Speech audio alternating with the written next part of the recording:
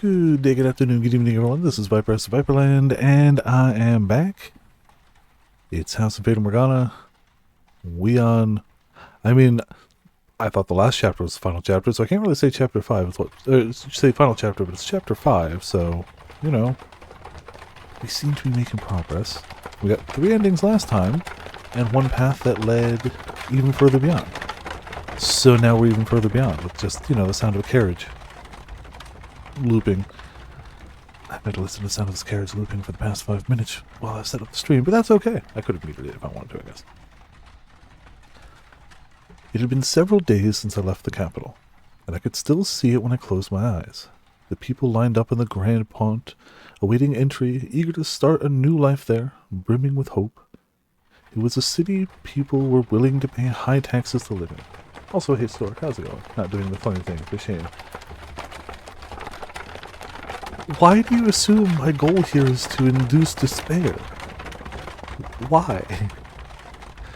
Also, do you really think I'm in that much of a hurry to start a several 100-hour game? Do you really think that that's something I'm rushing towards right now? Sprinting even? Especially after I committed to I really want to play Disco Elysium first? Nah, we're good. Also, hey, how's it going? Welcome to Viperland in the chat. Yeah, definitely. If you were a performer, you could get some of those costs shaved down a bit by putting those skills to use. The capital was harsh on those who wanted in, and apathetic about all who left. It was composed of a powerful nobility and clergy, wealthy merchants and bankers, and a large population of poor. And it was a city I'd called home for a long time. I didn't know much about where I was heading. Getting foggy. Looks like it might rain. Maybe we should take a little break. You want to keep going? Oh, alright then. Man, the amount of just like different music for different chapters, like the amount that each chapter sounds audibly different. It's probably a better way to put that. Musically different, tonally different. Take your pick. The coachman was frustratingly taciturn. He acted as though he had gotten stuck transporting a prisoner, though that was hardly a stretch. From his point of view, I was nothing more than a criminal. Even the times he would acknowledge I had said anything, he made no effort to hide the scorn in his eyes, to pretend he didn't regret ever taking this job. And I would just fall silent again. The road was gradually getting narrower. We had long since left the paved city roads behind, and were now traveling along a couple worn-down grooves in the forest. How did I end up here? Why was I being subjected to this? I was done thinking about it. The more I thought on it, the less fair it seemed. The more I remembered, the worse it hurt. All I could do anymore was close my eyes and weather the storm. Deep within the dense woods, a mansion appeared before us like the world fading into view after a rain. It didn't seem to be an especially large house, but it had obviously been constructed with a great deal of care, and it was, thankfully, not standing in ruins. This deep in the forest. The carriage came to a stop, and the coachman climbed down, signaling with his chin for me to get out. Thank you very much. You must be tired after such a long journey. This is the mansion I'm looking for, yes?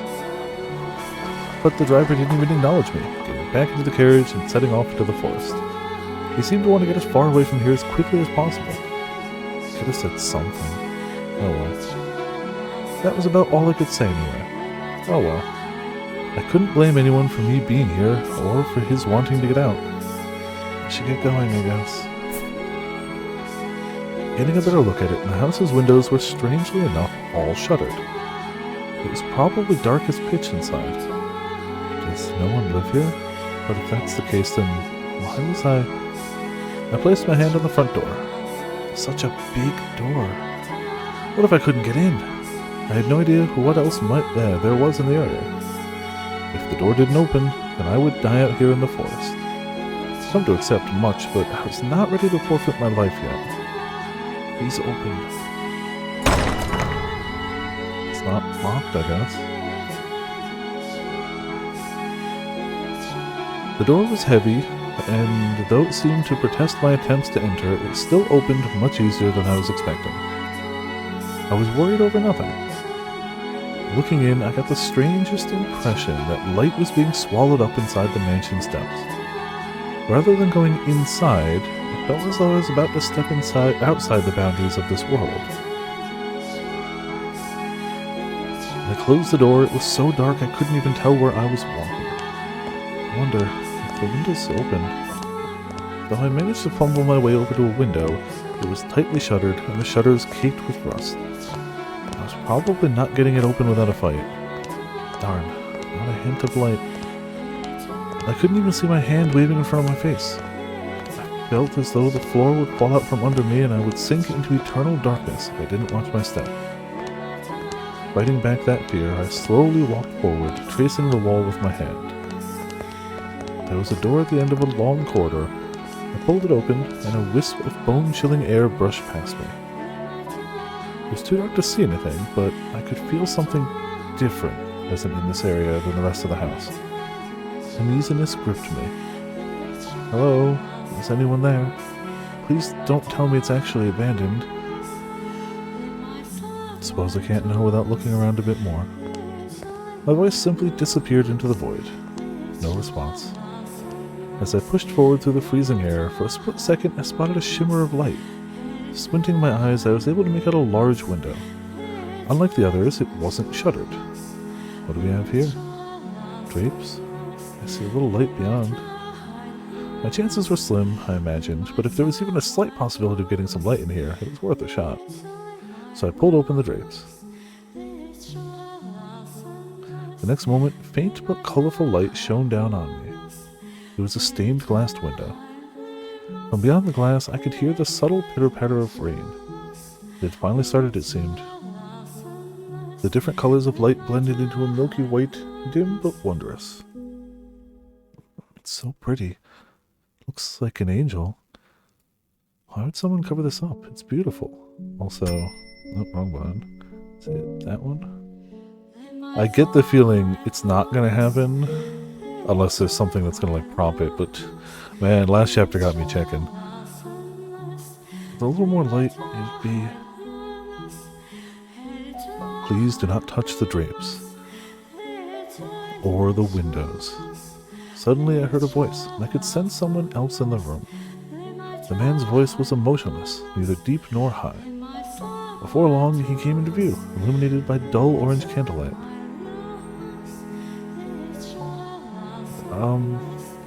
I'm sorry for coming in uninvited, but, I did announce myself. The man stood there, practically blending in with the darkness. Had he been there the whole time? He was staring straight at me. His gaze wavered slightly, but not enough for me to read anything in it. Then again, I could hardly make out any detail at all under the light of a single candle. Is this, your mansion? It is. Thank goodness, I was afraid it was deserted. I suspect you would have preferred it if the house were abandoned. Oh no, not at all. I'd be scared to death staying in this dark mansion all by myself. I'm sorry. No ill will intended. But I do think it could do with some light. That way you could see where you were walking. I'm sure this room would look splendid illuminated. Not necessarily. I make do perfectly well as things are. What can you see when it's so dark? Candle. I have an abundance of candles and oil for lamps. I'm not in want of means of creating light. It's not your place to criticize my lifestyle. So what if I'm a NEET who loves the darkness? You got something to say about it? If you need light, you are free to leave. If you are in need of money, help yourself to some of the furniture. There's a village not far from here. Trade it for food, then make your way to a larger town. I feel like this is very much playing out the same way it did last chapter. I don't remember the exact... Did she arrive by carriage in the last chapter too? I don't recall the exact arrival method. But still, it seems barely... No! She didn't. She was running away last time. She wasn't brought here. She was actively running from people and stumbled upon it. Whereas this time she was still clearly running away from something, but like much more casually, much more formally in a carriage. I am no longer able to freely return to the city. Cannot go back there. Okay, so she still can't go back to the city. Please, don't chase me out. I see. And do you ask this of me aware of how people refer to this mansion? They say that a witch lives here. Not merely a witch. First witch. Yep, straight up showing her name now. Also, I'm assuming that for lack of a better way of calling it, let's call it the interference in the backlog in the last chapter was as a result of it being a lie. It not being a true tale. I'm still going to check occasionally, but so far we've seen no indication this chapter is going to have it. It seems that was the outlier because it was not an actual true tale. The other ones happened, and that one, things are different. Though things are currently playing out the same way, we're very early in it. Also, hey Ark, by the way, welcome to Viperland in the chat. How you doing? Hope you're having a good weekend. If you remain here, you too shall likely suffer your own destruction. You're worried for my well-being? Witch or not, my mind is made up. I was sent to this cursed witch's mansion to atone for my transgressions back in the city. It didn't matter what lived here, I had no choice. Which will strike you first, I wonder? Regret or the curse? You seem to be doing just fine. It's only a tale. The witch is real, very much so. It's not a legend, nor a fairy tale.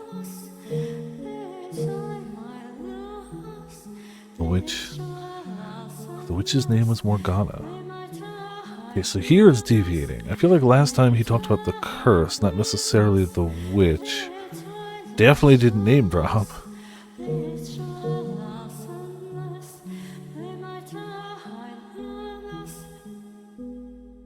Is me.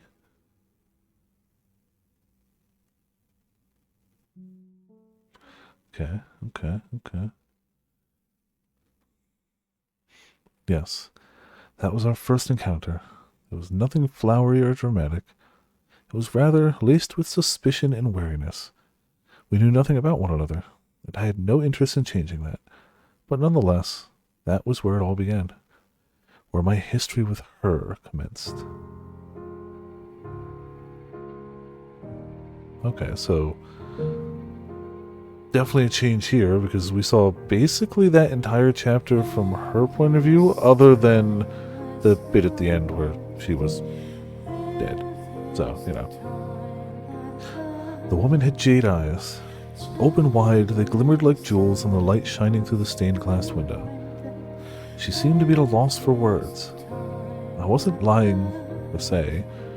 The rumors said a witch lived in this house, and I was the only one who filled that criteria. Thus, said rumors could be interpreted to be talking about me.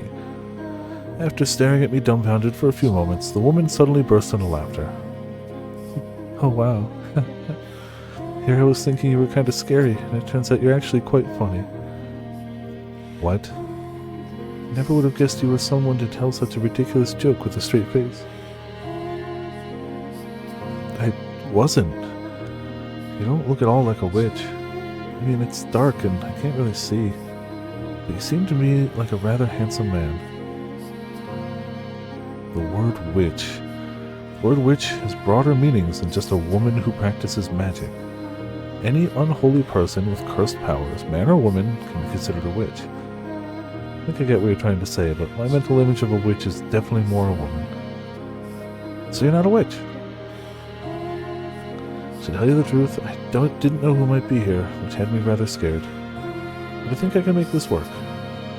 What do you... It's a pleasure to meet you, Master. Master. I was sent here from your old home. I was an Abigail for your mother, but, well, I might have made a little goof. I froze the moment the word left her mouth. home rattled around in my skull, shaking up terrible memories that almost brought me to my knees. Why, after all these years, were they reaching out to me now? Not even sending someone to bring me back, just sending someone. To what end? For what purpose had they shipped in Abigail out to this remote mansion? What was my mother thinking? Was this another one of her attempts to break my curse? What do you mean you made a little goof? My voice came out weak. I did my best not to let it show on my face. It was a teeny tiny mistake. Yeah, true. Automatically. Well, I mean, I guess we're seeing things from his point of view, not hers. Changes things. It was a teeny tiny mistake. Nothing you need to concern yourself with. What did Mother say about me? Well, it's actually your father who told me to come here. Never really spoke to your mother much. Your father sent you? That made even less sense. Why would he have... Did Father even know I was here? No. If he had known, I would have been... Who was this woman? And what was her goal in asking to stay here? Well, there you have it. I'll be here for a while. If you need me for anything, do not hesitate to ask. Confident I can handle most everyday tasks. Now, where should I begin? Oh, I know. Are you hungry, Master? Food? I can't imagine you eating much, being as skinny as you are. Turned my back on her without responding. No matter what her goal was, she had been sent from that house. There was no way anything good could come of that. There was no way I could live with someone who had ties to them. I prayed she would take the hint, give up and leave. Well, we know that much doesn't happen. Master. And so I kept ignoring her. Master! Master! I ignored. Master! I ignored her. Master, what would you like for supper? Nothing. But failed, spinning back and shouting. Her eyes went wide, and then she gave a sheepish giggle. I glared at her as she fidgeted uncomfortably. Eating is one of the most basic human needs, so if you're hungry, you should really eat. I said I don't want. What was that sound? Must you ask? It's not a very polite thing to ask a lady, you know. Huh? You know, it was a long trip, and all I had to eat on the road was dried fruit. I felt like it was some kind of animal. So, what I'm trying to say is that I am hungry. It wasn't the sound of her stomach growling, was it? I thought lightning had struck in the distance. Rude. And would like some supper. The kitchen's at the far end of the hall on the first floor. There's food in the cellar. Help yourself to any of it. Thank you so much. I honestly feel like I haven't eaten in days and I'm about to die of starvation. Oh, and I shouldn't need any help finding it. Plan on exploring the house anyway. It's rather exciting being in a new place. Ugh. Damn it, that did not go as planned. He's really killing my mopey mood. Oh well. She can do as she pleases. I'll have nothing to do with it. Oh, Master, are you sure you don't? No. Master. What is it now? My name is Giselle. It's a pleasure to meet you. And your name, Master? Oh, Master, you. I actually left the room that time, making my way back to my chambers. At some point, I would seriously have to chase her out. Especially considering she'd come from that house. I like how the tale from her point of view makes him seem like a stoic badass. Tall, dark, brooding, handsome. And his point of view just kind of makes him seem like he's just hiding away and doesn't want anyone to bother him. And is very awkward. As anyone who had any amount of time spent in utter dark and isolation would be, let's be honest.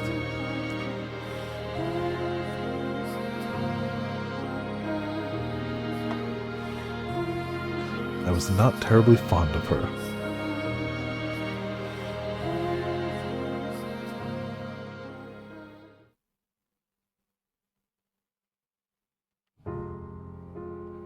I didn't really understand Mikhail. That was probably because we were still essentially strangers. Having been sent to the mansion as reparation for my mistakes, I wasn't sure who I might find there. But I was tentatively convinced that he wasn't a terrible person. He didn't do anything to me except stay away. Mikhail spent most of his time in his chambers, which he had told me to never enter under any circumstances, so we rarely encountered one another in the halls. For that reason, I made an effort to be kind and cheerful on the sporadic occasion we did cross paths. I figured if I kept that up long enough, he would eventually warm up to me. And as new housemates, being able to enjoy our time together was obviously preferable to the alternative. If I did manage to break the ice, I hoped we would be able to do some talking. About the mansion, about him, about me. Just had to keep working at it. Kyle didn't need me to take care of him. He handled his own day-to-day needs and activities by himself, and in fact, he didn't ask me for anything. An aristocrat who had no use for his servant. I hadn't met anyone like him before. Alright then. That meant about all I could do was clean. I wasn't sure how his room looked, but the rest of the house was quite frankly an absolute disaster. Excuse me. The dust was so heavy it was obvious it hadn't been touched in years. Let's get started. Excuse me. It couldn't be healthy to live in these conditions, so I set out to clean each room in the house one by one. That said, it wasn't going to be an easy task. Not because I was bad at cleaning, in fact I consider myself quite good at it, but because it was near impossible to find all the dust and grime that needed cleaning under the flickering light of a candle. I can't understand how anyone sane can live in this dark. What's wrong with him? Maybe he's actually a vampire. Oh god, wouldn't that be something? I can see it now, him sneaking out every night to suck the blood of pretty girls. Priceless. Ah, that means I'm in trouble. Look at me, this one-woman comedy show here. Yep. If I am able to get him to warm up to me though, maybe that'll give me a little more room to make some changes. Like opening some windows. No light and no fresh air. No thank you. Anyway, I set the candlestick down, pulled over a chair to stand on, and started wiping down the shelf. The chair's legs seemed to be uneven as it wobbled slightly beneath me. So many books. I wonder, do they all belong to him? The new parchment was expensive, so it was rather astonishing seeing this many stacks of it in one place. There were even some books with bulky, extravagantly decorated covers. He does come from an esteemed family. Also, no, I feel like at this point in the last chapter, he had heard of the curse but didn't really know about it. It was only in hindsight she reflected on him not touching her to help her up from the book spill. But she's like, oh, yeah, that's fine. I spent enough time I'm assuming books are going to fall again, but I could be wrong. I spent enough time at his family's home. There was a constant bustle of servants and guests. The exact opposite of what this mansion was like. Why'd he left his home? What had he done to be sent all the way out here to this remote mansion with a less than savory reputation? I need to be careful not to overstep my bounds. I'm a servant now. A servant. Once the thought had crossed my mind, I couldn't get it out. I'd always had a bad tendency to chase my curiosities as soon as they struck, pushing to scratch the itch no matter how much my actions annoyed others. I couldn't do that here, though. I was simply a servant, and if I got on Mikhail's bad side, I risked getting thrown out. I wonder what kind of books he's got in here. So I attempted to distract myself.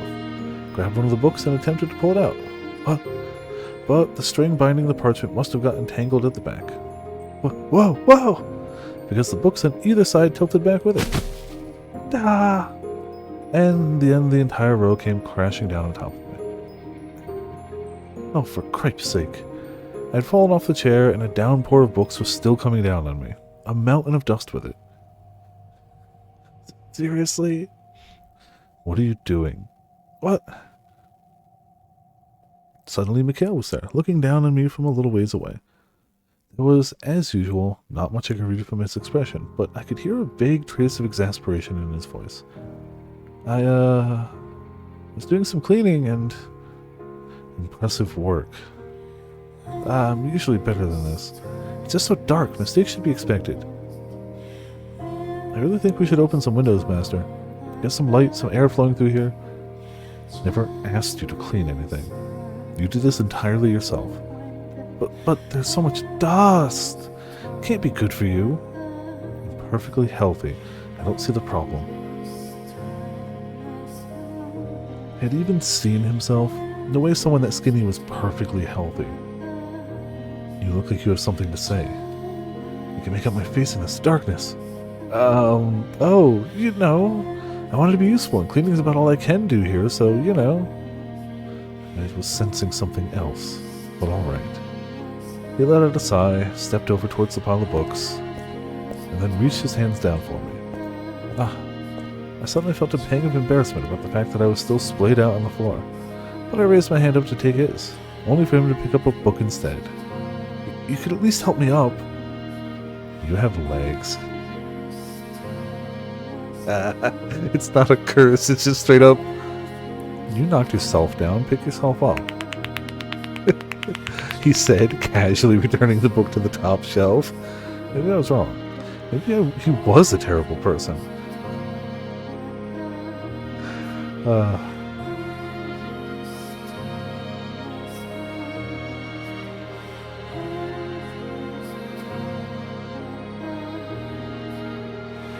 So, Master, are all the books yours? Giselle asked, not a trace of remorse visible on her face, despite having made a mess of the room she was supposedly trying to clean. I gave a curt nod. Really, that's impressive. Must have been hard work getting them all in here, huh? There's got to be 100 books here. You could fill a whole carriage at least. It's like you got your own personal library. She'd been pouting only a few moments earlier, but her smile was back in short order. Her jade eyes were like little balls of curiosity, glittering in the faint candlelight. I was not particularly fond of overly expressive, rather overly curious women. Did they not care that they trampled uninvited into other people's personal spaces? Or were they not even aware that their actions were invasive? I averted my gaze from hers. I received one roughly every month. I see. Wait. She turned back towards the shelves. I presumed she understood the implications of what I just said. Of the fact that there were nearly 100 tomes here and I received only one a month. Giselle felt silent. I couldn't blame her if she thought my circumstances or my family or my life bizarre. But I didn't care what she thought of me. In fact, it was to my advantage for her to be uncomfortable. I just needed her to stay quiet and keep her nose out of my business. It's more than I thought. I said not to her, but to myself. I had no reason to count the passage of time anymore. Only the book served as a record of how long I had been here. 121. What? 121 books. 10 years and 1 month. Jeez. He's been here a little bit. You were counting? I thought she had just sheepishly gone quiet. What an inscrutable woman. How dare she count? Been here in the mansion for that long? All by yourself? The truth was, there had been times when I wasn't alone. But Giselle had no need to know that. You already know the answer. A look of pity formed in Giselle's eyes. No, I never asked for her sympathy. Excuse me. I am here by choice. You mean you weren't banished here? No restraint, this woman. No. I came here of my own volition. Didn't care enough to elaborate, though. Picking another book up off the floor, I brushed the dust off its cover. It was a gaudy, decorated tome. It's a very fancy book, isn't it? But apparently Giselle was unable to take a hint. What's it about? I let out a sigh and opened to no page in particular, sticking the book out towards her. She was a servant, and a woman. There was no way she could read. Let's see here. This land is hardly suitable for cultivation, can only produce over sour grapes. I'd probably get more out of it if I tore down the fields and made it into a market. Sounds like a lord's diary. You can read? It's caught slightly off guard. It was rare for a noble woman to be able to read and write, let alone a servant. Was she truly what she claimed to be? I had someone teach me. So is this book any interesting? It's a dull, worthless tripe. Can't imagine why anyone thought it was worth binding. Tough crowd. But it's not very often you get to see a lord's diary. I'm rather curious what kinds of things he griped about. Not enough money, not enough money, not enough money, not enough money, not enough servants, not enough land, not enough money, not enough servants, not enough land. That's it, that's it. I foresee that's the entire diary. Lord or king, what value is there in another's grumbling?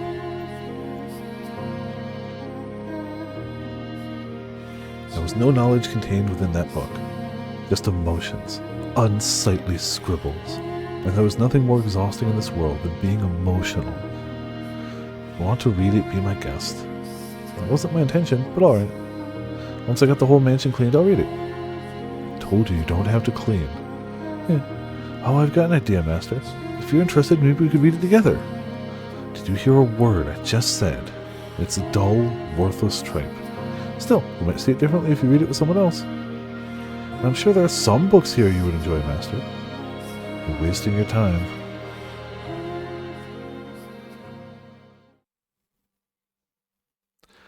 That's fair. If she can count, especially to like 121, she probably could read, but he clearly was still going based off assumptions.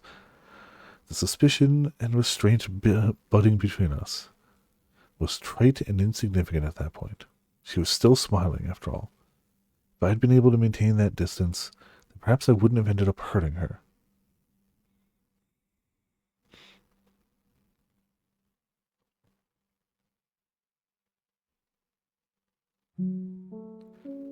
It had been a little under 2 weeks. Been a little under 2 weeks since I had moved in with Mikhail. Though we lived in the same house, we rarely saw each other.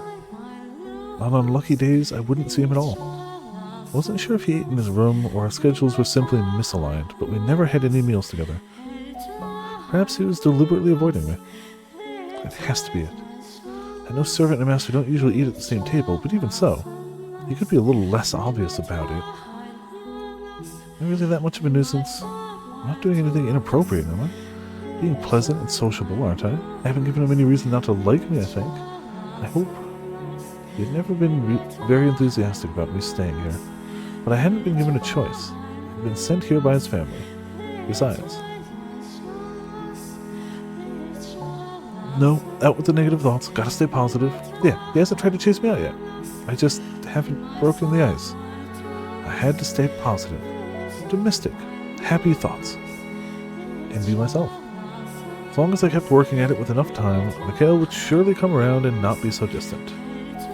Sure. Got a goal, so let's get to work. First, I make supper, then I ask him to have it with me. Gotta be proactive when it comes to the reclusive types. Alright, here goes. Or here would go. We're almost out of supplies. Well, so much for that. The cellar was where the non-perishable food was stored. Dried foods, smoked meats, cheeses, and a small scattering of root vegetables. Maybe this makes me feel like a soldier holding down a castle's fortifications. Had Mikhail really gone 10 years on nothing but this? I'd have raised the white flag long ago. He said he hadn't left the mansion in all those 10 years. I assume he at least goes out to get supplies, right? Running out of food is kind of a life or death matter. I can't believe he hasn't set foot outside even once, and what are you babbling on about? Ah! I also feel like she doesn't need a bell in this timeline because she's always just talking to herself. Oh no, you overheard me. I assumed you were talking to someone. Oh. Huh? Does anyone else live here, Master? I haven't seen anyone. Just the two of us. Alive, anyway. You mean there are ghosts? Something of the sort. Huh, there you go again with the jokes. Not a child, you're not going to trick me like that. There are adults who believe in such things. I suppose, but I don't really believe in ghosts, or demons, or curses, or any of that. Church just tries to convince people they're real so they can squeeze more money out of them. Am I going to have to turn you over to the church, you blasphemer? No. I pray every day, honest. I don't particularly care either way. I'm returning to my chambers. What? Already? You didn't, come down for food? I only came down because I heard voices. A moment, please, just wait a second. What? Our stores are almost empty. What do you normally do when you need more food? I'll happily accompany you on a trip to the market. Already? That was fast. There are two of us. I really don't eat that much, do I? In the dim light, it was difficult to make out Mikhail's expression, but I thought I could see a tinge of annoyance in his face. Hold your ground, Giselle. You said you wanted to get closer to him. Is that a parsnip? Mikhail was holding a tangled ball of roots. The reason I asked was because the parsnip looked like it was on the verge of total decomposition. See, there's still food. He then handed it to me. Oh, wait, you want to eat that? It's clearly seen better days. You're going to get sick. Or are you telling me you can survive on rotten vegetables? Of course I won't eat it. I just figured you were hardy enough to survive. What do you think I am? No, he's definitely a jerk. Or that with the resulting diarrhea might reduce your appetite. You do realize that after that passes, you're malnourished and you need more food? Okay, fine. You're kidding, right? You can't be serious. Anyway, we should bury that outside. Then we can go purchase fresh supplies. I told you, don't go outside. And how do you... Huh, visitor? Who could it be? Perfect timing. You're a servant. Make yourself useful and go retrieve the package. It's not a delivery, but a wanderer. Chase them all. What package? Master! Hold on a second. What are you talking about? He's gone. What kind of delivery is he expecting? Mikhail stood there, unmoving, veiled in shadow. He glared over at me, then threw his gaze to the front door. At his command, I raised the bar, pulling open the door.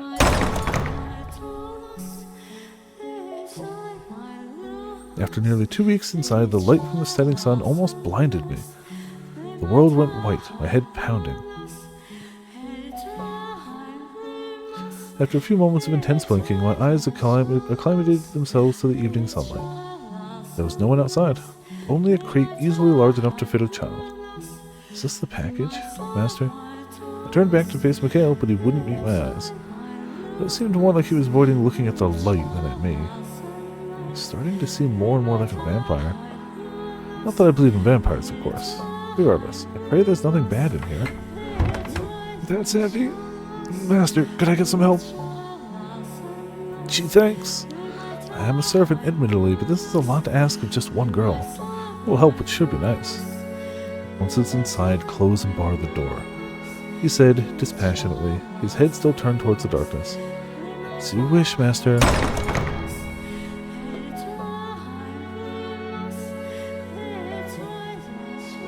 Once the door was shut, I found myself stuck back into a world of darkness.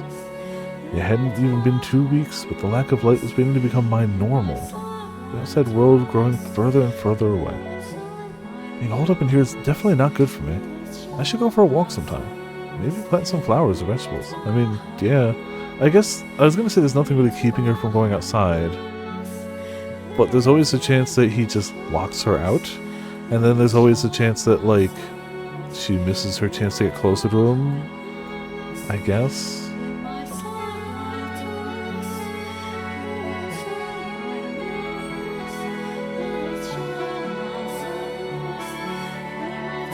Oh, yeah, I'm also pretty sure he's weaker than her, but, you know, whatever. Yeah, I like that idea. Maybe I can grow that old tangle of roots into some fresh parsnip. What else do we have to plant? It'd be great if there was some flower seeds. What are you doing? Open the box, now. As you wish, Master. Oh, there's food inside.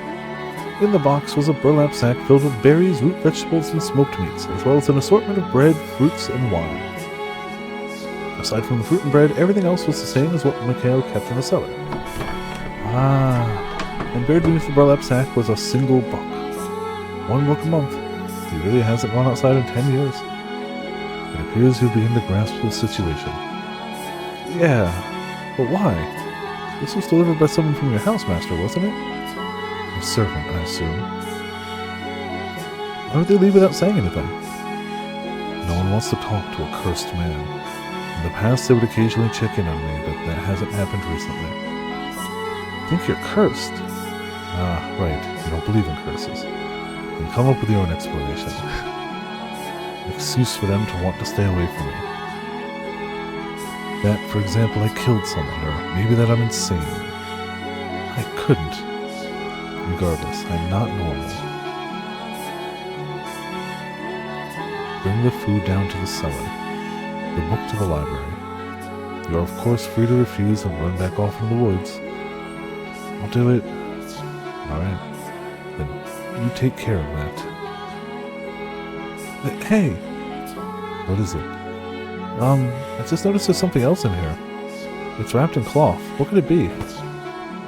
Oh, a painting. You to hang up somewhere in the house, I presume. It's so dark I can't see it very well, but I'm sure it's... Don't touch that. What? Mikhail, who had kept his distance from me until that point, suddenly marched over and ripped the painting from my grasp.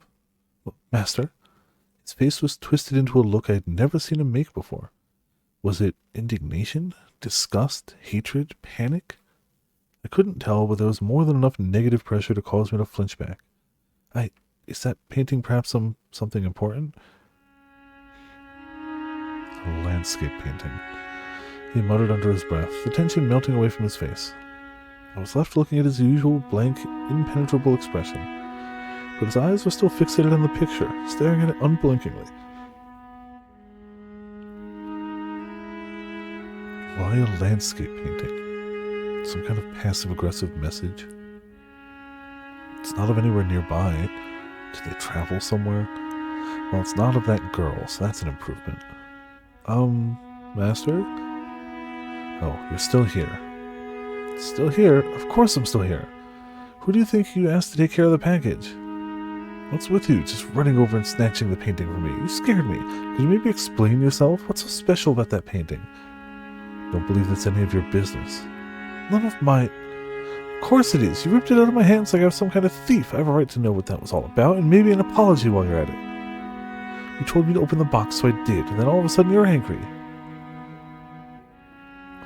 We are not equals. Do not mistake yourself for my friend. Jeez. You have no right to know. Or you have a right to know. You have no such thing. You don't have to be so rude. I'll say it again. Leave if you don't like it here. Never asked for you to be here. That was your wish. My wish? Are you out of your mind? I never asked for this. I never wished for it. Who in their right mind would want to be sent to some house in the middle of nowhere? Who would ever want to go through that? Yeah. No, calm down, Giselle. You can't get angry. You're right. That is what I wanted. But I never wanted to make you mad or for us to argue like this. I just wanted to get to know you better, to get closer to you. I mean, it would make things smoother for the both of us. It would make living together more enjoyable for us. Listen carefully. This is very important for you to understand. Do not try to involve yourself with me. Do not go probing around for information. And if you can't do that, leave. I completely shut out.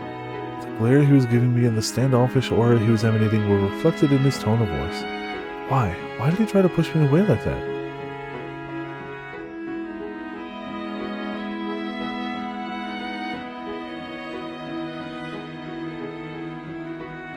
It seemed Giselle really didn't know much about me. Despite being sent here from my house, she was unaware of the monthly deliveries, as well as the reason why I lived in the mansion all by myself. Why, though, would they not have told her anything? Why had she been sent here left completely in the dark? Giselle looked up at me, fear and bewilderment in her eyes, though I thought I could see a glint of suspicion behind it all. Like her true feelings were bubbling to the surface. Everyone had darkness in them they kept hidden. No one was exactly who they appeared to be. She was undoubtedly thinking, I'm not here because I want to be. Knew from the moment I first saw her that her bubbly, sweet affection was all a facade. Had she thought I was dense enough to not realize? She was no different than anyone else. What I didn't understand, though, was why she refused to leave no matter how hard I pushed. What was she hiding beneath that innocent-looking face? What was she thinking? What did she carry on her shoulders? Everyone's hiding something, deceiving those around them. I had to figure out what she really was. May I ask you for something? Yes? On the day you arrived... Oh, stupid yawns. You said you made a teeny tiny mistake while working at my family's house. Tell me about that. What did you do at the Bollinger estate? In that moment, brief though it was, her disposition wavered. Fear, terror, no, perhaps anger, couldn't tell. Nevertheless, it was abundantly clear that that was a subject she had no interest in me breaching. And so she had borne her fangs. The smile she donned now was visibly forced. It's nothing you need to concern yourself with, Master. I promise it was an insignificant little thing. She couldn't say. Why couldn't she tell me? What had she done there? What did this woman know about that house? What did she know about me? What was concealed beneath that smile of hers? I am the master of this house, and you are a servant, and still you refuse to tell me. Like I said, it's nothing. There's no reason to bother you. The mere servant's personal blunders, Master. What are you hiding? Not hiding anything. Then you should be able to tell me exactly what you did at the Bollinger estate. Like I said, tell me. Tell me. You won't tell me a thing about yourself, and yet you demand others tell you about themselves. Here you are, practically threatening me, demanding to tell you something I don't want to talk about, and yet you still haven't told me anything about the painting. Oh, so I was right. You do have something to hide. How many times must I repeat myself? We are not equals. Don't care if it's insignificant or something you don't want to talk about. What? I'm ordering you to tell me. Trifling blunder would not get someone sent to live with a cursed man in a house spoken of so unfavorably. Whatever she had done at the Bollinger estate, that had something to do with why she was here. If she truly hadn't done anything, then she had something to gain from this place, or possibly from me. And if that was the case, I had to get her to talk. Make me. Giselle's eyes were wide open. I recognized the look she was giving me, and knew very well what that gaze meant. You're an abomination. It was the same as them. Fear, contempt, revulsion, repulsion. The way she acted, the way she spoke, it was exactly the same. You're no different. I made her uncomfortable. I made her afraid. She thought I was unpleasant. Thought I was despicable. She thought I was an abomination. In a frenzy, I grabbed her by the shoulders, clamping down far more powerfully than I had meant to. Ow! Stop! Her face, contorted in pain, morphed into someone else's. Who was I directing my anger at? Where was this rage being aimed? Who are you calling an abomination? What? Tell me, who? The black fur bubbling up from within me knew no end. The girl, she ridiculed me. She denied my identity with her glare. I couldn't escape from that phantom, that reality. I never called you a... No, get away from me. Get your hands off me. Giselle's screams echoed in the entrance hall, rattling my eardrums. She frantically smacked my arms aside, and then I came back to my senses. She was standing a little ways away, breathing heavily, arms wrapped tight around her body, glowering at me, showing her opposition to my touching her. Ah. Enlightening. No. You just, you startled me, that's all. Some servant you are, telling your master not to touch you. Right. I have, I'm, allergic to people. It's a very unique condition, I hear. Yeah, sure, okay. I mean, can you believe that? See, you know how some people get all red and itchy when they touch a dog or a cat? It's that, except for people, so... So... So I'm sorry. I wasn't trying to be disrespectful. I beg your forgiveness. Why don't you speak your mind? What? This is what's going through your mind right now. I have nothing to apologize for. No, that's not... I can somewhat sympathize with your plight, being made to apologize even though you're hurting. I raised my hand against you first, after all. Then you forgive me? Sympathy does not equate to forgiveness. Now you take care of that package. I'm heading back to my chambers. What is it? You're not going to make me leave after what I just did? No, I am not. But it would seem I can make you leave on your own whenever I so please.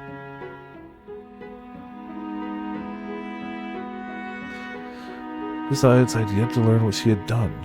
It would be exceedingly difficult to get the story from her own mouth, which left me with one option. Write a letter to my mother, as much as the very thought revolted me.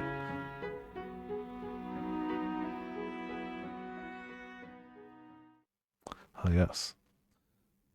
Letters. Correspondences. Several days had passed since the package arrived. The end of my 3rd week living in the mansion was drawing near. Also, I haven't checked these, but I think it's... yeah, okay. Cool. Mikhail wasn't getting any friendlier either. Well, I can't imagine he would be. He continued to either snub or bluntly dismiss me whenever we crossed paths. I didn't understand why he acted that way around me. But there was little point in asking when he seemed to think there was little point in talking to me at all. Although at first I had been sure there was some way to get him to warm up to me. The more time I spent in the mansion, the more my willpower began to feel like it was at its breaking point. I could tell myself to stay positive until I was blue in the face. But it would only work for so long. I mean, you know, maybe opening up yourself would be a sign of good faith. Though, I think they're both just too stubborn. They're both just too stubborn. And suspicious. The one pretty place in the whole house. Glad he hasn't covered it back up. Blue moonlight shone quietly through the stained glass window, vainly illuminating some of the room. I hadn't noticed until now, but the room with the stained glass window appeared to be modeled after a chapel. Rows of pews faced the window, below which sat what used to be a pulpit. There was very little left of it, though, and an awkward length of silver was mounted to the pulpit's front face. What was, I assumed, formerly a cross. Upon further reflection, rather than facing the window, the pews seemed to be pointed at the pulpit, or perhaps the cross hanging on it. I wasn't sure why there would be a chapel in a mansion, but I had no one to ask about it. A house of this size, a statue of Christ or the Virgin Mary seems more appropriate. It's a very well-made chapel, at any rate. I doubt Mikhail had it built for himself. There would be no reason for him to cover the window if that were the case. Nor had I ever seen him come to pray. Doesn't seem like one to believe in God. God? Not even sure if God really existed, then surely the world would be a much more pleasant, peaceful place. No unfair disputes or disparities in money or power. No senseless misfortune. I certainly wouldn't have found myself here either. But God was evidently quite fond of giving mankind trials, so he'd probably tell me with a straight face that this was one too. Or perhaps we simply had a false impression of him. And he didn't actually give us anything. He merely sat back and watched from somewhere far, far away. It wasn't his job to bring peace to the world or ensure our laws were fair. That was all mankind's responsibility. What is God? What are angels? I have no idea. Maybe the Bible has answers. Why should I pray to someone so far away? How do I know my prayer is even getting there? But still, it's not like I have any other options. to her knowledge. There's definitely other religions, but this is definitely a time where not not in any given area, I don't think. It's not where she is, clearly.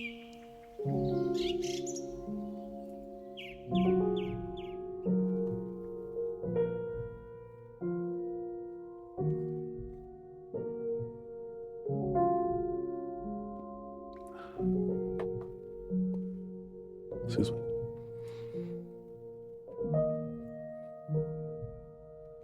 Vastly different. Well, the last one was distinctly...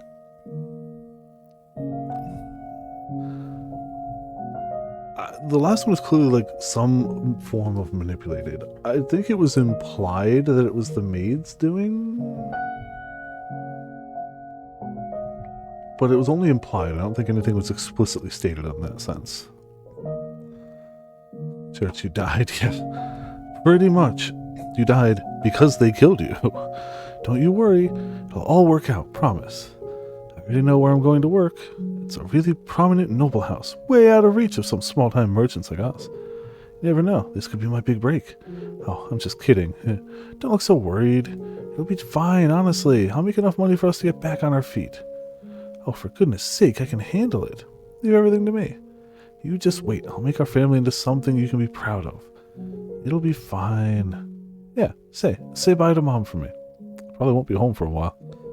What? You're afraid I'm going to make some careless mistake? I'm not that airheaded. Excuse me. I can be a refined and elegant young lady. Those nobles won't even know what to believe anymore. If you don't believe me, how about I give you a little taste? How are you doing this fine morning, master? Your morning beverage is ready, prepared with the utmost of care. See, how about that? Not bad, huh? What? You really think it sounded forced? Of course it would sound forced. I was the daughter of a merchant who ran a shop in the capital's main street. My father had passed away in a plague, so it was just me, my mother, and my other sister. It would be a lie to say business was doing well. We struggled to squeak by day to day after taxes. But we couldn't just abandon the shop and leave the capital either. So we tried to make the best of what we were able to take in between the three of us. Then my sister fell in love with a moderately well-off aristocrat. Both my mom and I were supportive of her and her desire to marry. But the union almost fell apart because she was not suitable for him. Merchants were hardly the lowest class. What we lacked instead was wealth. We needed another source of money, beyond what the shop took in. If only we had money, my sister could get married. If only we had money, my mom wouldn't have to work so hard. If only we had money. It was then that someone from the distinguished Bollinger estate approached me. He said they were in need of Abigails and would love to have me. He said that if I agreed to work for them, the Bollinger estate would take care of my family. Generally speaking, noble houses took Abigails from other lower-ranked noble houses. It was unthinkable for someone of my status to receive such an offer. So I took it as a once-in-a-lifetime chance and accepted the offer. I just pray that nothing bad happens to my sister, and that Mom is getting enough money to live comfortably. That's all I can do. They're nobility. They have plenty of money, enough to spare some. The light shining through the stained glass window began to grow murky, fading into blackness. It felt like a message from on high, that no, my prayers would not be answered. The bluish-white illumination shining down upon me disappeared as clouds blocked the moon. Oh, come on. You don't even want to look at a sullied woman like me? Oh, for heaven's sake. Never asked to end up like this.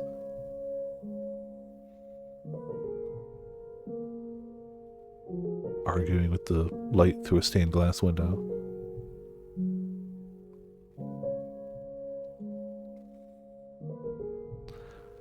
They're nobility. They have plenty of money. Enough to spare some. Oh, come on. You don't even want to look at a sullied woman like me. Oh, for heaven's sake. Never asked to end up like this. Giselle was sitting on one of the pews in the room with the stained glass window. Just looking at her, you might have thought she was offering a prayer. The words coming from her mouth were anything but prayerful. They were filled with resentment. They have plenty of money, a sullied woman.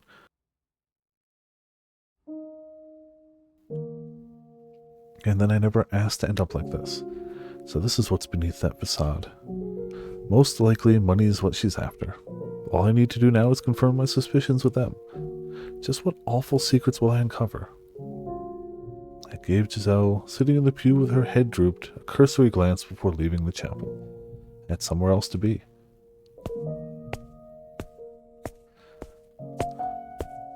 Oh, I guess he does leave the mansion occasionally. The bitterly cold outside air felt like dozens of needles flowing into my lungs. It had been it had been so long since I had stepped beyond the mansion's walls. A thick mist canopied the night sky, blocking out the moonlight. Naturally, the heavens did not rejoice at my leaving the house. It had been 10 years since I had seen the mansion from the outside, and it hadn't changed one bit. A gloomy scar upon the earth, shrouded in darkness. Hardly the kind of place someone would enthusiastically approach. Nevertheless, it was better than that house.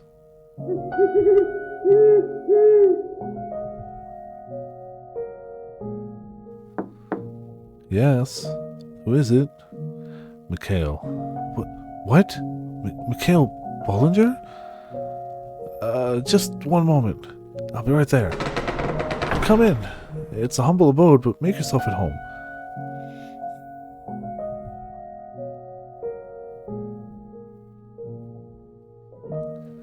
Wow, I must say, this is rather unexpected. Just one word and I would have been up there in a heartbeat. And how is I supposed to do that? I am regrettably fresh out of carrier pigeons. Right, yes. My apologies. This man, living in a small cottage not far from the mansion, had been hired by the Bollinger family. His job, to watch over me. That said, we never actually interacted. He was tasked with keeping track of whether I was still alive and whether I remained in the mansion. The monthly package from my family was delivered to him, which he then passed on to me. It was insipidly convoluted, but it was indicative of how much they wanted to avoid anyone learning about me. Well then, what can I do for you? The manservant was visibly rattled. Afraid, too. Not because of the difference in our social ranks. I had a pretty good idea what he had been told about me. He was afraid of me. Or more specifically, my curse. People fear that which they cannot comprehend. Not just children, adults as well. They fear demons, witches, and curses, anything impure or not of this world. But I had long since gotten used to being viewed as such. It didn't sadden me, didn't disappoint me, didn't pain me. Some things were too foolish to concern yourself over. It certainly doesn't make me feel good either. I was on some level annoyed. That woman's appearance at the mansion had created ripples in my once tranquil life. So before I got into the real reason for my visit, I decided to take out a bit of my frustration. Raise your head. There's no need to be afraid. I don't know what you've been told, but I promise I don't bite. How rude of me. You're right, my sincerest apologies. Your job is to keep watch over me. If the mere sight of me has you trembling, what will you do if I try to run? I would have little trouble escaping. That would be quite unfortunate. What would I ever tell your mother? I'm not sure that would end well at all. You could lose everything you've been paid so far. In fact, you might be lucky to get out with your life. Surely your mother would not. You're aware of who you're dealing with, right? Mikhail, the cursed youngest son of the Bollinger family, who made a pact with the devil. Don't need a blade to take your life. You wouldn't even make it back to report anything. Have mercy, Lord Mikhail. Please do not leave the mansion. Please spare me. Only joking. What? I don't have the power to kill by way of a curse. The man fell silent, but the look on his face said, You are cursed, though, aren't you? Once someone's got an idea planted in their head, it's nigh impossible to get rid of it. I am so cursed that anyone can see it, that I need to be locked away in a dark mansion. Here because I had a question for you, not to warn you that I plan to run away. A question? For me? Yes. Approximately 3 weeks ago, a black-haired woman came to the mansion. Tell me what you know about her. I was told there would be an Abigail coming, but that's all. I don't know anything else about her. I swear, that's all I know. I haven't been told anything else. I believe you. I never thought they would tell you anything. Right. He'd been hired to observe me, but that's all he was, a hired hand. He wouldn't be privy to the Bollinger family's internal affairs. Take this. A letter? I need you to deliver it to my mother. You could have just left it in the box from this month's package, and I would have collected it when I dropped off the next one. I'm in urgent need of information. Will you do this for me? Yes. Why, yes, absolutely. I'll fetch a delivery boy tomorrow morning. Much appreciated. Good night. You too. Do take care.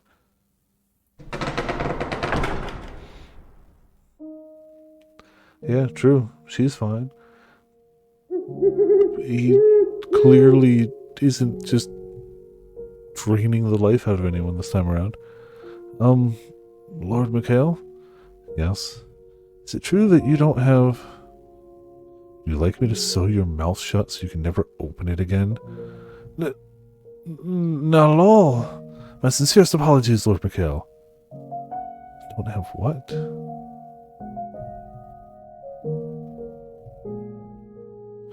That was horribly disrespectful. Good night. Ah, cursed I most certainly am.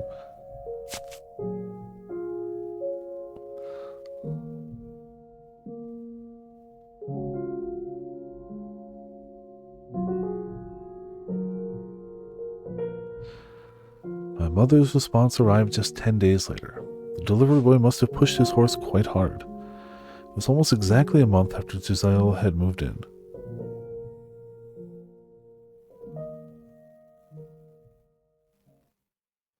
And shortly thereafter, on a bone-chilling night, everything came crashing down. The rift between us grew deeper, and the wall between us impossibly high, when I lay bare, the scars in her chest, and mercilessly plunged my knife into them. I'm hoping metaphorically?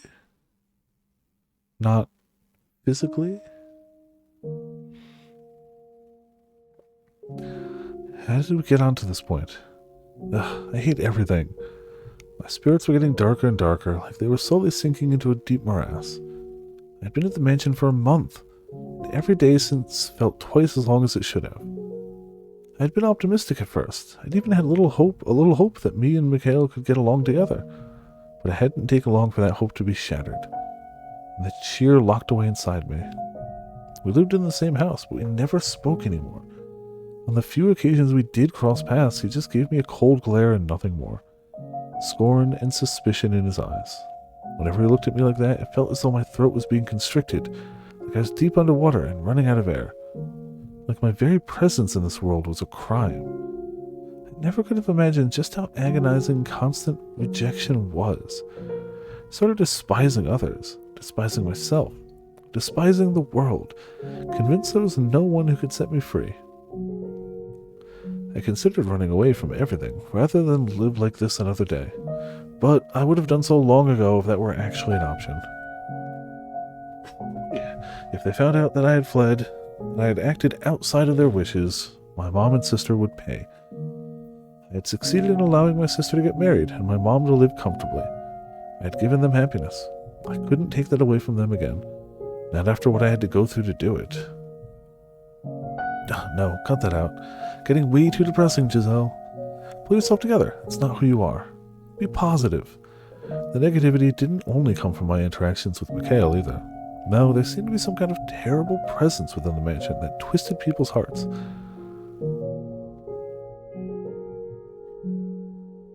I should have checked when you left the mansion. Again, I get the feeling there's none here, but just kind of a why not check every now and again. The mansion was, in fact, a bit of a local legend, which I had been informed about before being sent here. People claimed it was cursed, and that an evil witch had lived in it for many, many years. Mikhail joked that he was the witch, but I didn't believe him. I'm not usually one to believe in magic or curses at all, but being here so long, I can't help but wonder. Anyway, Things can't go on like this. If I was to remain in this house, the situation needed to improve. A lot. I was going to lose my mind if things kept up as they were. I was ready to give up once, but I'm going to try closing the distance between us again. If I can get him to open up even the tiniest bit, then maybe that would make living here a little easier. I wasn't going to try to make us best friends or anything, just repair our relationship enough that being around each other wasn't torturous. Got my work cut out for me. How do I even begin that conversation? Heck, what is that conversation even going to be about? Maybe I should hold off, do it another day. No. I made up my mind to do this, so I should get to it quickly. The longer I wait, the worse things are going to get. And eventually there won't be any fixing anything. We need to talk. We need to be in the same room for more than 10 seconds, and we need to get to know each other. He needs to know that he's not the reason I have something to hide. Okay, let's do this. I made my way to Mikhail's chambers, which he had told me to stay away from. My stride was slow and ponderous, but at the very least I did my best to keep some semblance of a smile on my face. This is one time where I'd really like to have someone give me a little nudge. Breathe in, breathe out. Okay. Pardon, Master? There's something I'd like to talk to you about. Master? Guess he's not here. The door wasn't locked. As was the rest of the house, his room was shrouded in darkness. The only light came from the candle in my hand. Master, are you there? Master? Guess I missed him. It's probably best if I don't stick around for long. He's already got a less than stellar impression of me. I don't want to imagine what will happen if he thinks I've been snooping through his room. Yeah, I should get out of here. I spun around on my heels, taking a step towards the door, when I caught sight of an object draped in a black sheet. I knew I had to get out of there as quickly as possible, but I was intrigued by that object. Something he kept hidden in a room I was forbidden to enter. Maybe it was a clue to discovering Mikhail's secrets. I reached my hand down towards the object, knowing good and well I shouldn't. Was it because I wanted to learn more about him? Was it because I wanted to tear down the veil he had hid behind? Or was it the whispers of the witch? Yeah?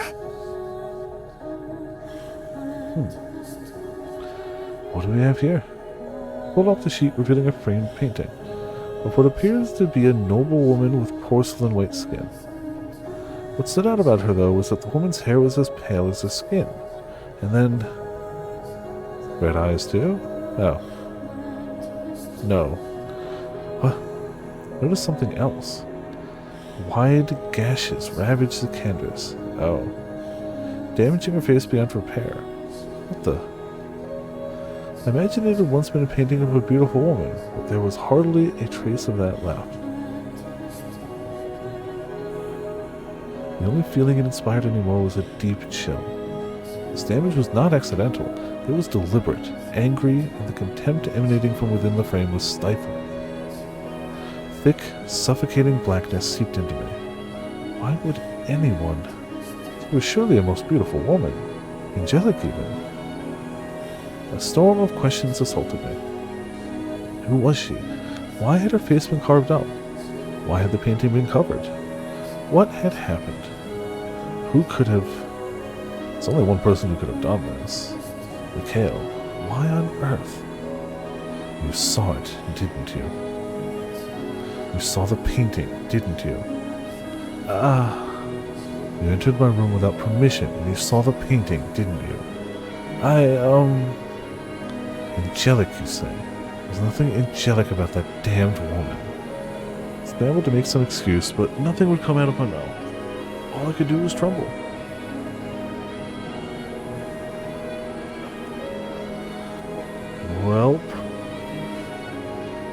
Well, maybe it's not a metaphorical knife. Why did you enter my chambers?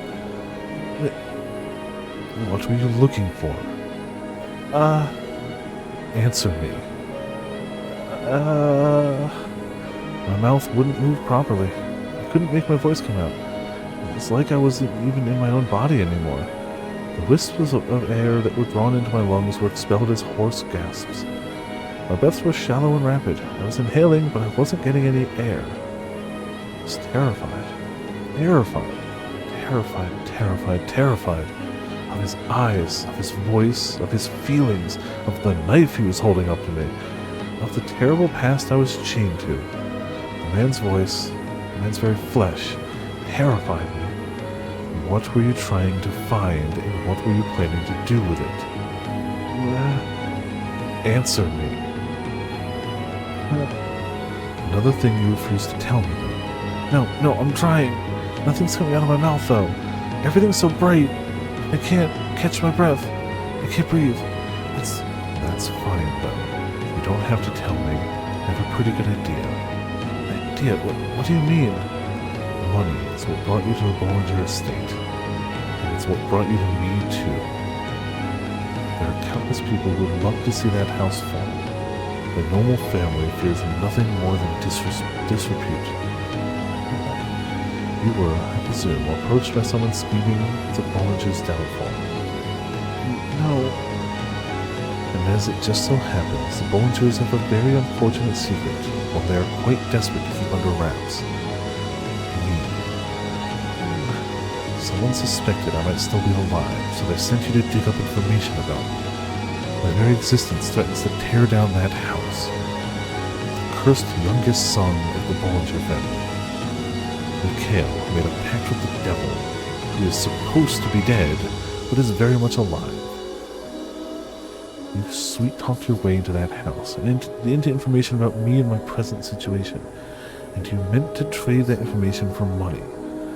Whoever it was put quite a handsome price on it, too. Or maybe the one plotting to ruin the Bollinger family is you. No, that's not true. Then enlighten me. Please, hear me out. I didn't know anything about you.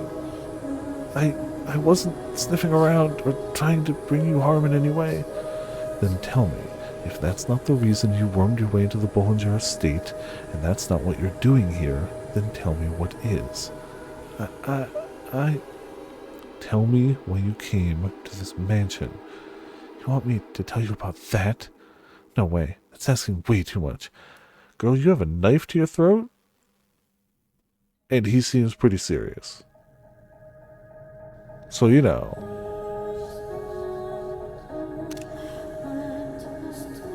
Tell me. I swear, I haven't done anything to wrong you. I simply wanted to make our life together a little more comfortable. To bring some warmth to this frigid situation we have. Smooth brain hours. Obviously, yeah. Also, hey, Fear, how's it going? Welcome to Piper Language Chat. How you doing? It's the only reason I wanted to find out more about you. You must assume I'm right then, Giselle. I must tell him he's wrong. I must tell him I mean him no harm. I can't say anything. Merchant's daughter became an Abigail in a noble house. Could you come up with a more obvious lie? Your father's the one who... Wait, how does he know? I'm from a merchant family. You look perplexed. I may be imprisoned in this house, not free to move about as I please, but I have my ways. I know everything. Everything? Then he knows about that too. Oh yes, I do know. Wait. Don't. In your quest for money, don't say it. You slept with my father. Also, yeah, fantasy life going damn well. Having a good time with it. All the craftings have been a little harder for me so far, but it's going. It's going. That would definitely get her kicked out of the house. In that moment, Mikhail plunged his knife into my heart. Again, physical or metaphorical? Okay, metaphorical. He carved through my chest with those words, causing me to completely lose control of myself. In a panicked frenzy, probably screaming all the way, I knocked the man aside, and ran and ran and ran. I could hear a clap of thunder in the distance. Oh, how I wished a bolt of lightning would come crashing down upon me. Maybe if God burned my tainted flesh with a divine thunderbolt, it would get rid of some of that filth.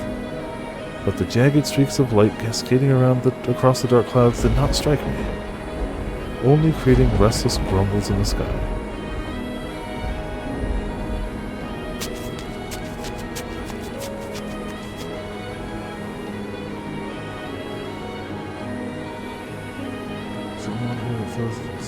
Let's do. Oh, alchemy will do it too. Yeah. So. Yep. Those are the two that'll make you spin it.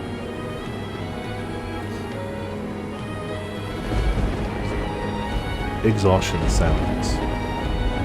Why? I knew that if I fled that mansion, I would likely be causing trouble for my mom and sister, but I was helpless to stop myself. All I could do was run from from all that threatened me with no regard for the consequences.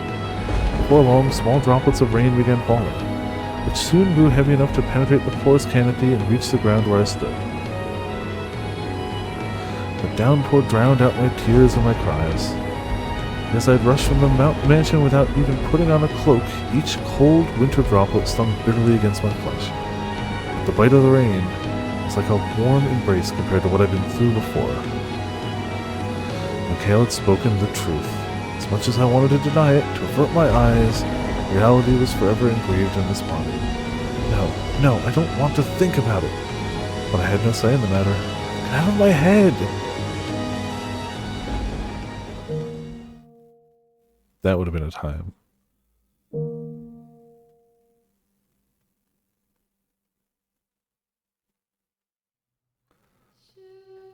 Come over here, Giselle. Oh, okay. I ask why you asked me here so late at night, Master. Oh, I just wanted to have a little chat. Care for some wine. Come closer, and I'll pour you a glass. I had this wine imported from up north. They used very hard water, and I like it rather tart, so it leaves quite the lasting impression on your tongue. And yet it goes down so easily you just can't seem to stop. What do you say? Have a sip. Or does your expertise as a trader allow you to evaluate a wine's quality without tasting it? No, but, please, Giselle, don't trample all over my good graces. Very well, then. I'll have a sip, Master, but no more.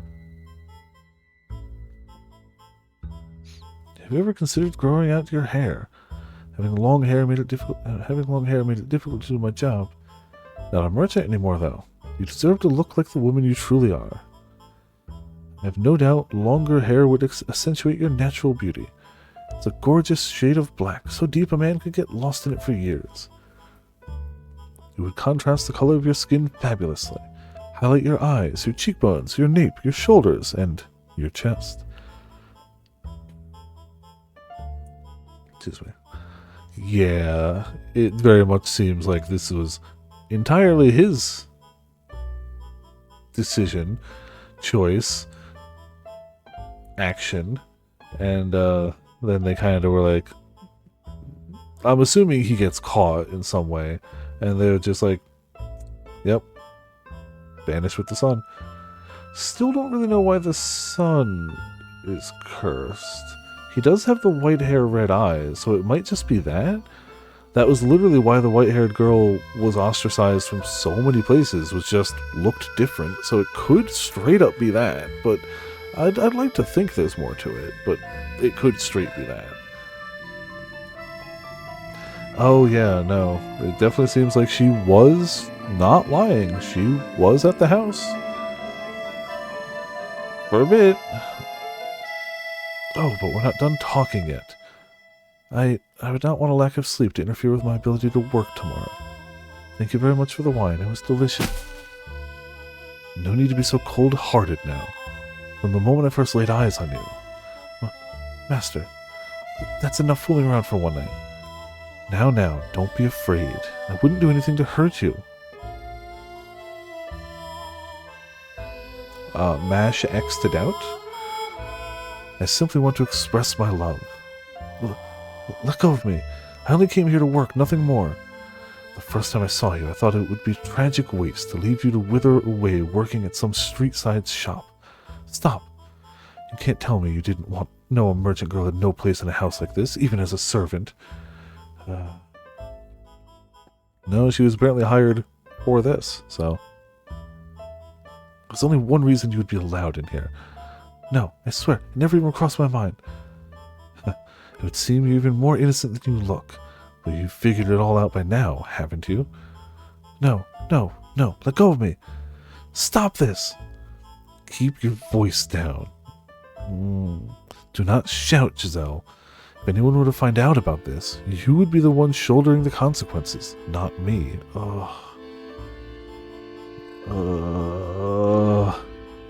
But you're a maid, and I'm the master of the house.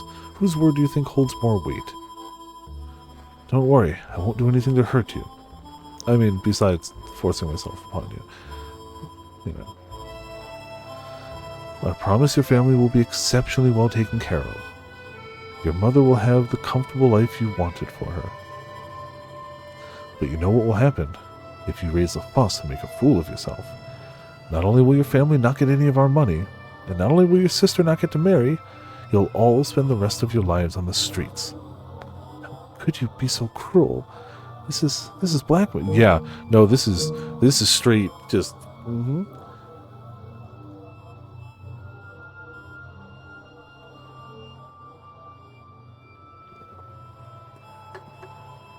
I have the money, I have the power, you have nothing, you can't stop me. Even if you would stop me to look out for yourself, you won't stop me because you value your family so high. But I won't hurt you, you know. Blackmail, it's blackmail, yeah. I mean, it's a lot of things, none of it good. For a merchant's daughter, you don't know much about trade, do you? And let me give you a little lesson about market value. The goods you're after, Giselle, are not cheap. Understand? Now let me see that beautiful body of yours. He was an older man, so I hadn't expected him to be very strong. I couldn't break free of his grip, and I found myself entirely at his mercy. Beneath the gaudy outfits lay a hungry beast, and I was seeing the creature's true colors for the first time that day. The aging man ran his disgusting, slobbery tongue across my exposed skin. Everything he placed his hands upon withered away. Every piece of flesh he pressed his lips against putrefied, rotted, decayed, rankled. I trembled in revulsion, at which the man laughed, seemingly interpreting it as something else. Wondered what kind of place hell was. If hell's wardens only flayed and carved their prisoners, I would have preferred that instead. I would have rather been sliced into tiny little chunks and cast into the hellfire. I would have chosen eternal torment over being touched by this man another second. But I didn't get to choose my hell. Eventually the man forced open the gates I had been holding fast, and spread his festering death inside me. Jeez. Listen to me, Giselle. It is in both of our best interests to keep this between the two of us. If you can do that, I'll continue to do good by you and your family. Oh, don't look at me like that, please. I'm thrilled to have you here in this house, Giselle. I'm sure you are. She has long since lost her mind, after all. It's torture just being in the same room. My sons, they hardly even come home. But you, Giselle, you give color to my dull life. You make it exciting once again. Well, you've ruined hers, so, you know. It was worth it. I'm sure he'd say it was, to be fair. Now go on back to your room. I'll be waiting here at the same time next week. I couldn't escape from that man's grasp, not when he used my family against me. Some weeks I would just not go to his chambers, my one feeble means of resistance. But when I did that, he would send another Abigail to come find me the next day. I couldn't ignore his summons when he got other people involved. And then, when the two of us were alone, the mask would come off, and he would discipline me for not showing up before taking care of his usual business. On good days, he would leave bruises in inconspicuous places, my abdomen, my inner thighs, but he went as far as carving a word into my skin with a knife. Dude! Harlot. That was why I was afraid of knives. Yeah, that would do it. That would do it. That was why I was afraid of men shouting. Yeah. I wasn't even sure what to regret anymore. I was in far too deep. There was no turning back the clock. I even considered taking my own life on more than one occasion. But every time the thought crossed my mind, happy memories came with it. Back when I was just the three of us girls in the shop. Life may not have been easy, but it was never dull either. I didn't want to end my life at its absolute lowest point. I wanted, if just temporarily, to go back to the way things were back then. That objective was the only thing that allowed me to keep going. When I was in his presence, I tried to convince myself I was merely an object. To be fair, that's what he's seeing. I had no emotion, so he couldn't hurt me. I was merely a vessel, a construct of flesh and bones. His hands couldn't reach my heart, for it was not connected to my body. Doing that made it a little easier to bear, but the reality was, it was impossible to completely sever my heart from my body. You're Giselle, aren't you? One day, the mistress of the estate stopped me in the halls. She had supposedly once been quite beautiful. Where did that go? Once been quite beautiful, but now she was only haggard and bony. Her skin dry, her eyes sunken, her hair faded and stripped of its luster, her head down, her cracked lips barely moving as she spoke. Age didn't appear to be the only thing working its merciless magic on her either. Figured we haven't saved. Seems to be something eating away at her from the inside, too. Something that could burst at the lightest touch. Yes, I am Giselle. Is there something I can do for you?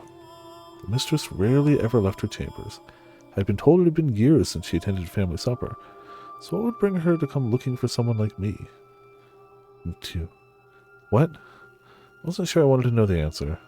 You're having relations with my husband, aren't you? You are, aren't you? Madam.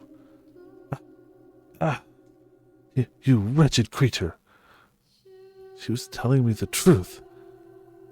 One of my trusty maids caught a glimpse of you through a crack in the door. She saw you with him, you filthy rat.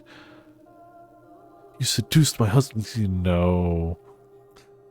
You devil, you conniving witch. You don't get it, do you? You don't realize how grievous your sin is, do you? Someone, anyone, restrain this girl. She's a demon, a devil. Tie her up and hand her over to the clergy. No, that won't be enough. A witch, you have to burn her bones, scatter the ashes, or she'll just come back to life. Yes, execute her. Kill this woman. Burn the witch. Seize the piece she's stolen from me. Cursed. It's cursed. This house is cursed. Not only has it taken away my daughter, now it's trying to take away my husband. Oh God, please shine that cleansing light upon this house. I knew it would be a waste of breath trying to talk to her.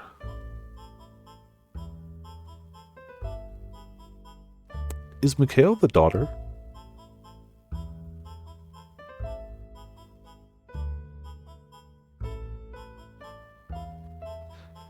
To be fair, I've been giving him a deeper voice just to differentiate the two voices, but she did explicitly specify in both chapters that it was a fairly normal voice, not too high, not too low. Again, I've been doing that just to better differentiate the two, but that's not how it was explicitly described.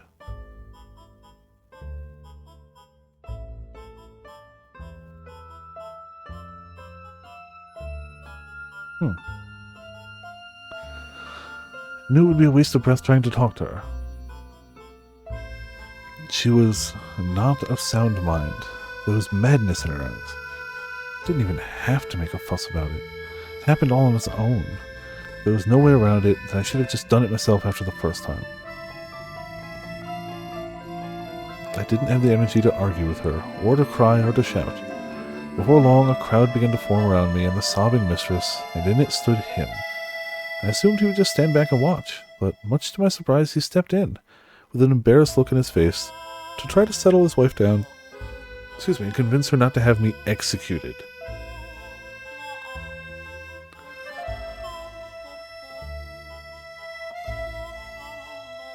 Maybe he did have a heart after all. No, he was only looking after himself. I can absolutely tell you, he didn't want you executed because he wanted to keep sleeping with you. Or maybe he just wanted to save it. Yep, that's the one. That's second choice. Definitely the second choice. Regardless, instead of being burned at the stake, it was decided that I would be sent away to some remote forest. One of the previous Bollinger family heads had purchased a mansion there long ago, but it had been abandoned because of the stories people told about it. They said a cursed witch dwelled in the house. He had returned to life after being executed. and now skulked about in the darkness. It was the perfect place to banish a sinner. And so, accused of adultery, I was in a carriage on my way out of the capital the next day. That would do it. I mean, not for nothing? Alone in a dark house with a guy who just ignores her and is a little bit of a dick is still the better situation. It's clearly not great for her, but it's, compared to what she left, it's the better situation. I can see how it would be oppressive and depressing, for sure, but like, damn. I hope my mom and sisters are alright. The two of them, well, will believe in me, even if no one else does. The wooden wheels turned, carrying me away. That cursed mansion. Just a silent coachman and his single sullied passenger. Looking out through the window, I could see the city walls slowly fading into the distance behind us. I doubted I would ever set foot in this land again, ever cross the Grand Pont again. It's a saddening reality, but at the same time, I felt a surge of relief. I'd finally escaped from that house. I'd finally escaped from that man. The sense of freedom slightly lessened the weight of everything else I was feeling.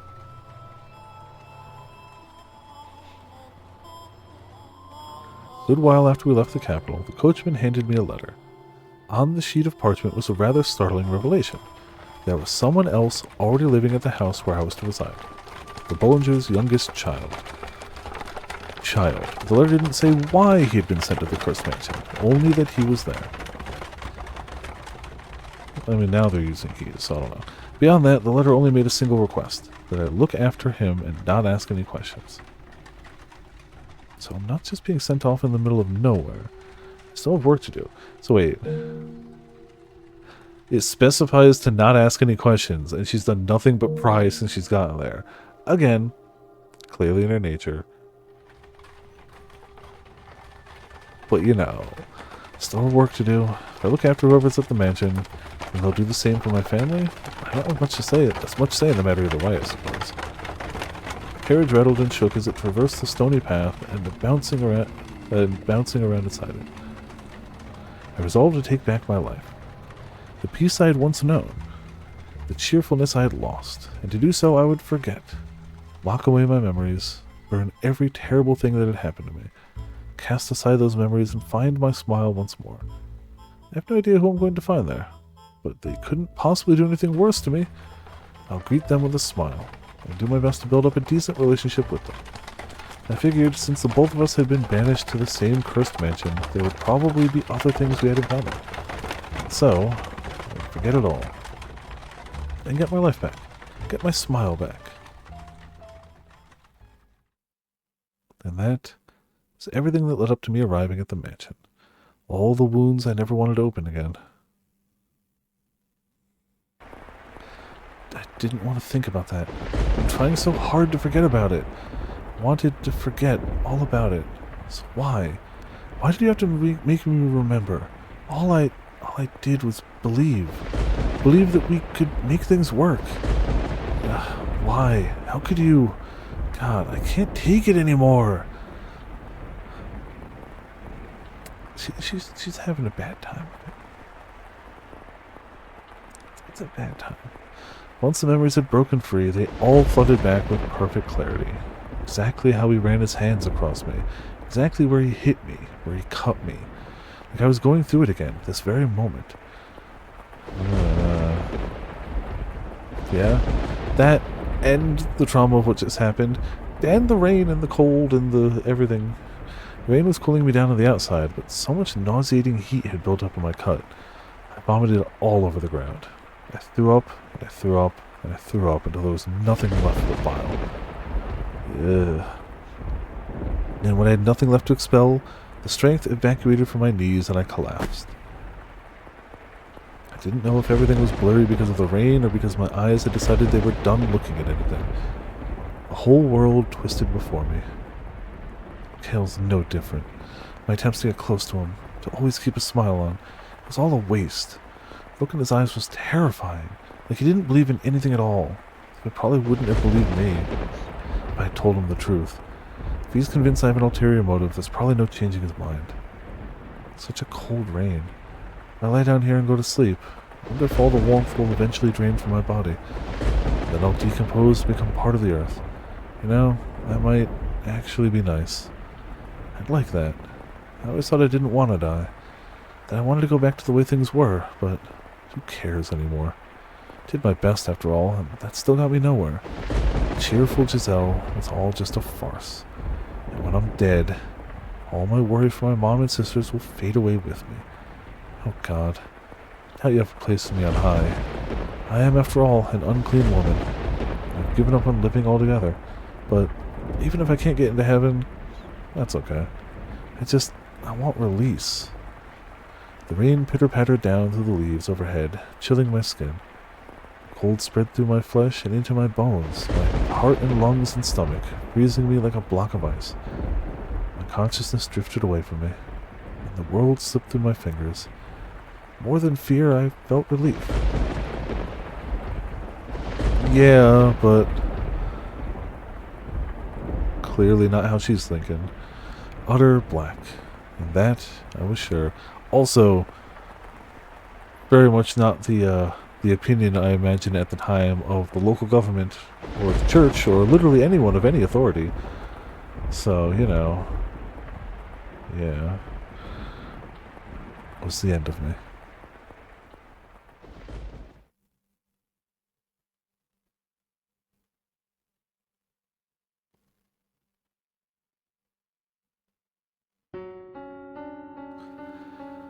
And that, I was sure, was the end of me. I am, even now, putting her through a harrowing experience, digging up the memories she locked away, the past she wanted to pretend never happened, and laying it all out before her once more. But I must get her back to who she once was, even if it means forcing her to endure this. She must remember everything, because I need to know. Why did she become the maid?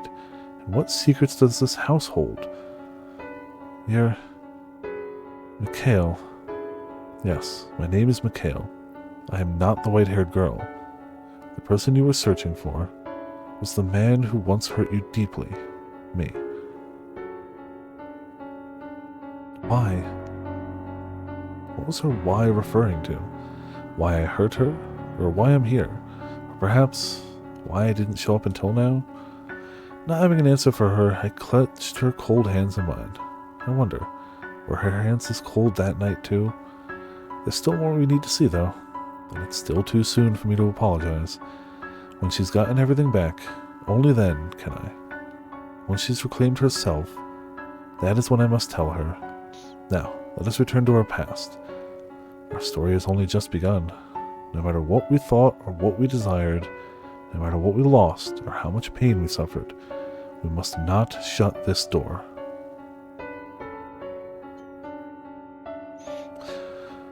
Perfect darkness embraces us once more. I can see nothing, not even the woman beside me. But I shall not let go of her hand. Do not want her to slip away from me. Do not want to lose her.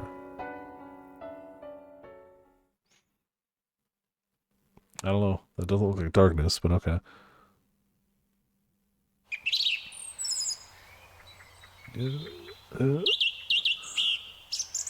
Hey, wait. Stay with me. Are you alright?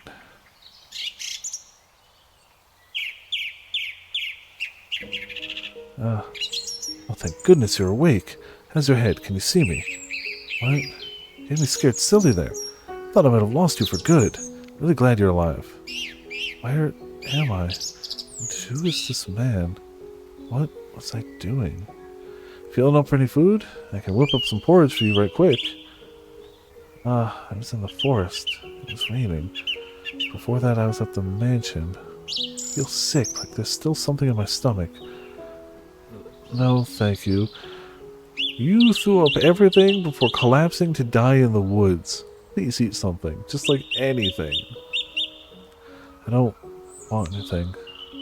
Really should have something. You know what? She's right. You need to keep up your energy. Unless you want to conk out again in an hour. Sounds good to me. I'd rather never wake up at all. Not the highest of spirits either, it seems. All the more reason to get something warm in you. Please, have something. Got some milk on the fire. but you can handle a cup of that. You have a cup of milk where? I mean, warm milk, it's fine. Start losing all hope once the cold gets that deep in you, reaches down to your core. Take me at my word, please, just one sip. You'll feel like a whole new gal. A heart-wrenchingly pleasant aroma wafted up from the steam from within the wooden cup. Succumbing to the sweet smell, I lifted the cup to my lips for just one sip, and the warmth that spread through me brought tears to my eyes. Perhaps there really was kindness in the world.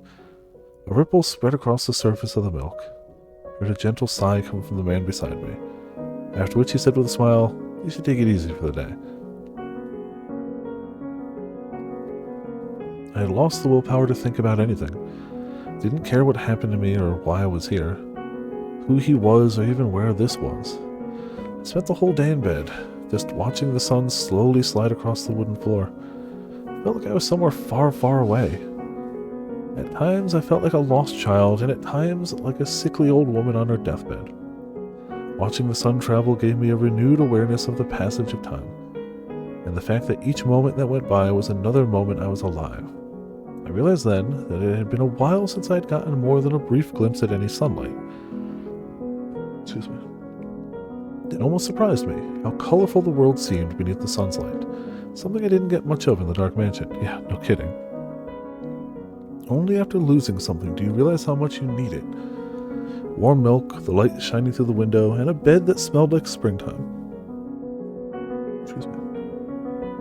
With these three things, my heart slowly began to defrost, and I started to regain the willpower to stand on my own 2 feet. Thank you for everything. You sure you're in any shape to be on your feet? Yes, I'm fine. I'm not hurt. You looked pretty beat up to me, but you look a lot better now, and you're talking a lot more clearly than before. You've been very generous, despite having never met me before, and for that you have my deepest gratitude. Without your help, I would no longer be in this world. I don't deserve your thanks. You are alive now because God's guidance made it so. God. Came across you early this morning as I was heading into the forest to hunt. Imagine my surprise seeing a young lady like you on the ground in my path. What were you doing in the forest? You don't have to tell me if you'd rather not. Everyone's got their own share of personal problems. You're not going to demand I talk? There's no reason to force you to do anything. You look like you've been to hell and back. I can tell just looking at you. I'll say, Topaz, how's it going? Enjoy the lurk, Topaz. Hope you're having a good weekend. Now then, do you have somewhere you can go? Somewhere to go? Of course I don't. Can't go back to the capital or the mansion. If not, then why don't you stay here? Here? Sure, it's a small village. We're self-sufficient, and we all help each other out. No tax-hungry lords know we built this place up here either, so we keep everything we make. We're pretty remote as a result, and the harvest isn't fantastic, but I'm sure you'll find it comfortable here. The rest of the villagers will be glad to have you. What do you say? Sorry, Mom. What I'm about to do might make the rest of the family's lives more difficult, but I don't want to have to feel any more pain. I really wouldn't be inconveniencing you. If it's really okay, then yes, I would like to stay here. That's great to hear. I was loath to send you back out there in your current condition. I haven't introduced myself yet, have I? The name's Amade? Just one lowly villager of many. I'm Giselle. Giselle, that's a beautiful name. If I'm not mistaken, there should be a vacant house. Clean it up and you can call it home. I couldn't possibly ask for that. I doubt others would like it if I just took a house for myself. That shouldn't be an issue. I'm the village's representative, more or less. Representative, like the chief? Only a name, though. As I mentioned, we're not on any lord's maps, so I don't have much representing to do. The only reason I ended up in charge is because I'm a bit more educated than anyone else. It's a long time ago, but I understudied with a priest. Because of that, I'm familiar with the Bible's teachings. So, rather than a chief, the people of the village look at me more like a priest. Wouldn't be much fun if the church found out about that. They would kill him. They're liable to think I'm acting unordained. Then, you believe in God? This is some pro-tag shit. I mean, she got isekai'd to a village down the way, apparently. I mean, even Mikhail did say there was a small village nearby. I don't know if he was talking about this one per se, but that's quite the question. Of course God exists. He's always watching over us. That's why you survived. I feel like anytime they mention some sort of higher or other power is a good time to check the list. Even though it's probably just confined to that chapter, but like... And that's why you survived, because he protected you. I understand that your faith can waver when you're going through times of tribulation, but those are the times when it's most important to keep sight of who you are. Right. Now, you get some rest. Tomorrow I'll show you around the village. Thank you. I truly mean it.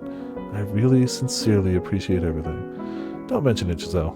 This is your village now too, so you don't need to act like a stranger anymore. Okay?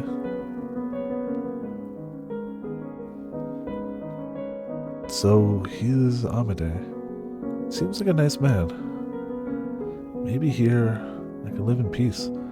It'll be alright, I'm sure. Yeah. I wasn't silly enough to believe my life would be perfect, but I had found a tiny fragment of my lost hope. While I had once been ready to give up on absolutely everything, I was starting to feel like I might be able to smile again. Eventually. Like I might be able to get back on my feet. And in order to do that, I had to cast aside my past once more. Forget everything that had happened to the Bollinger estate, and everything that had happened at that mansion. Forget about Mikhail. There was one nagging curiosity, though, that I couldn't shake. Something he had said before I left. My very existence threatens to tear down that house. The cursed youngest son of the Bollinger family. Mikhail, who made a pact with the devil, who is supposed to be dead, but is very much alive. What did he mean by that? Why would people think he was dead? No, I don't care about Mikhail one bit. Forget it. Forget everything.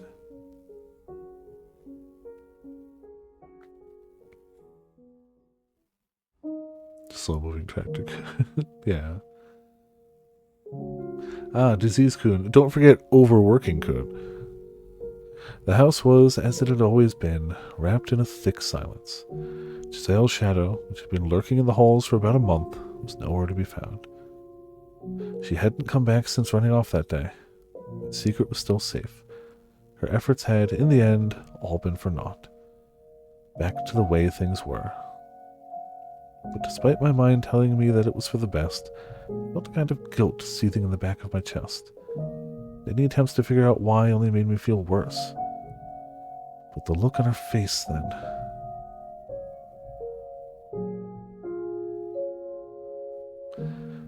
Please, hear me out. I didn't know anything about you. I wasn't sniffing around or trying to bring you harm in any way.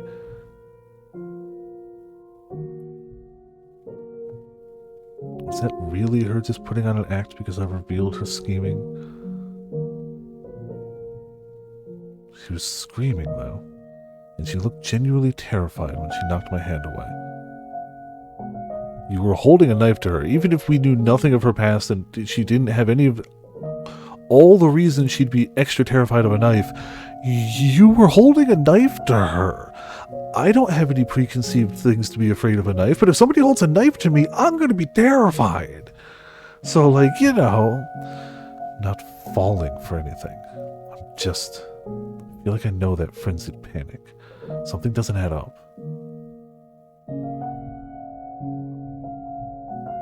Be quiet. That would have been another good time. Silence, please. My head was pounding beyond belief. Couldn't stand anything. This world, the creature I was, the witches whispering.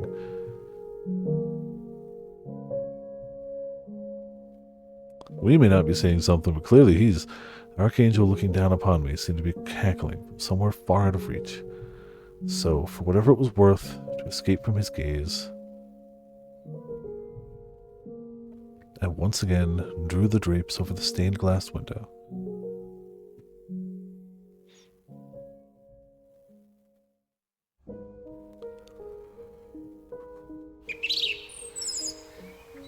Whoa, it's someone new! Hey, where are you from? Gonna be here long? Are you? We hardly ever get visitors here, so they're downright awestruck by you. You'll be getting a lot of attention for a little, but please, don't let it get to you. No, that's just fine. I'll do my best to get along with everyone. You got a spark in you that wasn't there yesterday. Anything in particular that cheered you up? In particular, once I decided I was going to stay here, I just sort of started feeling better about things. And I figured I couldn't stay gloomy forever. I see. Glad to hear it. And it's all thanks to you, Amade. Keep thanking me like that and my cheeks might get stuck red. In any event, I said I'd show you around yesterday, so how about we do that? Lead the way. That said, we're a modest little village of about 100. Everyone knows everyone. That size, it looks pretty big to me. Amade taking the lead, we walked through the village, passing by crop fields and milk cows, presumably shared amongst the villagers. Houses were scattered across an area that seemed far too large for only 100 people. Actually, getting a better look at them, the buildings were dilapidated, looking more like ruins than residences. Once upon a time, this was a city rather than a village. When your ancestors lived here? Oh no, we were drifters fortunate enough to come across some decent-looking land, so we stuck around. How do you know what it was like before then? There were a few stone tablets left behind, and based on what we were able to extract from their texts, this area used to be a large city with a booming economy rivaling that of the capital. There weren't hundreds, but thousands of people bustling about. Merchants from afar came in droves. It was much like how the capital is now. Actually, this area was more open to foreigners. People of all different races speaking as many different languages. It was evidently quite the sight and sound. I had no idea there was a city here. That's what happens when a place is wiped from history. I couldn't tell you how reliable the tablets are, but if you take them at their word, this city lost everything in just a single week. What? People, crops, livestock, all dead? Maybe it was a natural disaster, a famine, a plague. I can't say for sure. This is what the tablet said, though. We have been cursed by the witch. Oh, goody. Cool. Great. Cursed by the witch? Look over there. See that river? There used to be a magnificent bridge crossing it. There's hardly anything left of it.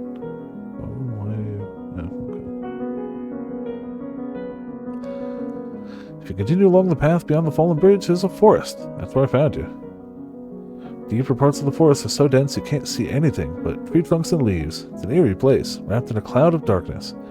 If you make it through the forest, there's a mansion, which is said to be cursed. The witch who supposedly destroyed this city lives in the house deep in the forest.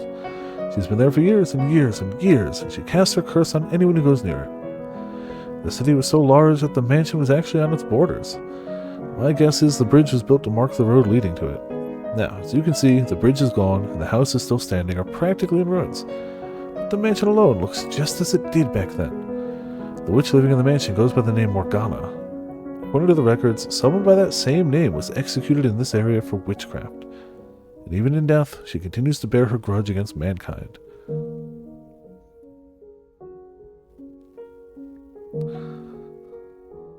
Who knows how much of it's true, though? Truth or fiction, the story has taken root in this region. The city's history may be lost, but the legends of the witch continue to be told. People have a tendency to keep stories alive that scare them. Sorry, didn't mean to disturb you. No, I'm fine. You best stay away from the mansion and the forest at any rate. There's no saying what might happen if curiosity gets the better of you. Better safe than sorry, if you ask me. Aside from the mansion, this is as peaceful a village as you'll find. I don't know where you came from, but I'm glad you didn't end up wandering up there. I know all about the mansion and who lives there. I was there, after all, with Mikhail for a full month. I don't remember any cursed witch, just a man with a bone-chilling glare.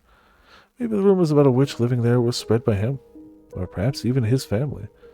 I can see them doing that, but none of that matters to me anymore. I'm never going anywhere near that house again. The witch's curse, Mikhail, they're nothing to me. With nowhere else to go, I ended up in the small village. There was no denying that there was very little to speak of here, but I found peace in that nothingness. I couldn't have been more blessed that such a kind man had found me and welcomed me into his village. The village ran entirely on its own crops and livestock. They had no currency, merely bartered amongst themselves. Coming from a merchant's family, everything felt so new. I had never plowed a large plot of land, milked a cow, or used a loom before. First, I wasn't sure what to think, being such a departure from my lifestyle in the capital, but over time, I grew more comfortable with my new life, and the people of the village started thinking of me as one of them. Come on, Giselle, come play with us. We're playing hide and seek today. Can't, sorry, I'm spinning yarn. You can do that later. Come on, play with us. Stop that, don't pull on my skirt. Oh, alright, you win. When I'm done with this, I'll join you. And no ditching, we'll be down at the square, okay? Got it, see you there. The kids have taken quite a liking to you. Amide. You think so? They've been incredibly lively since you arrived. Children are more sensitive than adults. That is a false statement. That is incorrect. Nothing proves that more wrong than knowing teachers. Nothing. Nothing proves that more wrong. They're very perceptive of how others are feeling. If you begrudgingly play along, they'll pick up on that quickly. You like children, and that's a wonderful thing. There's not a good woman in the world who dislikes children. Again, teachers. Teachers. It is possible to be a good person and not like children, especially if it's your job to functionally babysit them for little to no pay all of the time, while you have to use all of your own money to get your own supplies because there's no money left in the budget. While it is illegal for you to unionize and strike, not unionize, sorry. In my state, it is not illegal for teachers to have a union. In fact, they do, but it is illegal for that union to strike, which means that the union has no power, which is insane. Why, thank you. I don't think it's so much that I like them as I'm kind of like a big kid myself. I genuinely enjoy hide and seek. That's not going to earn me any points. I like kids too. Watching them gives me faith that this world has a bright future. Bright future. Never looked at them that way. They seem to like you quite a bit too, Amide. Thanks. I'd rather give my affection to my own kids. Oh, you have children? Oh, heavens no. I thought that was obvious enough. I'm talking about the future. I see. But knowing you, Amide, I'm sure you'll find someone right for you and have kids of your own in no time. It's not that easy, sadly. Even in such a small village, there are no ladies who would take interest in me. You don't give yourself enough credit. I'm fully confident you'll find someone soon enough. Do you really think so? Absolutely. Then perhaps you could be that person. What? Pardon? I won't pressure you into it, of course, but I think it would be marvelous to have you in my life in a bigger way. But it's a little soon for me to think about settling down like that. It's pretty sudden, I admit. Take all the time you need to consider it. Alright, I have to go play with the kids now. Have fun. Oh yeah, absolutely playing with a shitty system. Hard agree. Yeah.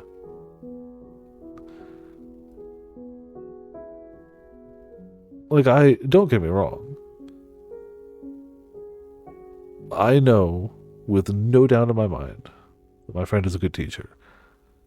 But man, the sheer amount of burnt out and horror stories I've heard on a daily basis. Daily. Not occasional. Not, like once a week or something. Daily. I don't think I could do it. I don't think I could do it. I wonder if he really meant it.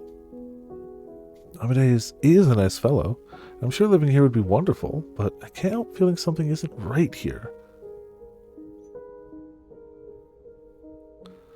Why am I thinking about him now, of all times? Why? I'm curious, considering he's basically the functionally elected leader of the town. It's not quite that straightforward, but functionally. He's the leader, preacher, head honcho of the town just by, being a little more educated. Why is he so sure that nobody would, want to be with him? I get that it's not the biggest village, but out of 100 people, there's got to be some single women roughly his age, just statistically speaking. Wonder why he was so sure, probably no one else. That man has no redeemable qualities, not one. As it turned out, Amade was serious about his proposition. I don't doubt that, and he brought it up every time we ran into each other. Unable to give him an answer, I found myself constantly apologizing to him. Soon, winter started giving way to spring. On a day when the air still had a brisk winter bite and budding seedlings battled to break through the earth, the seams holding the village together began to come loose. That day, the village men were gathered in the square talking.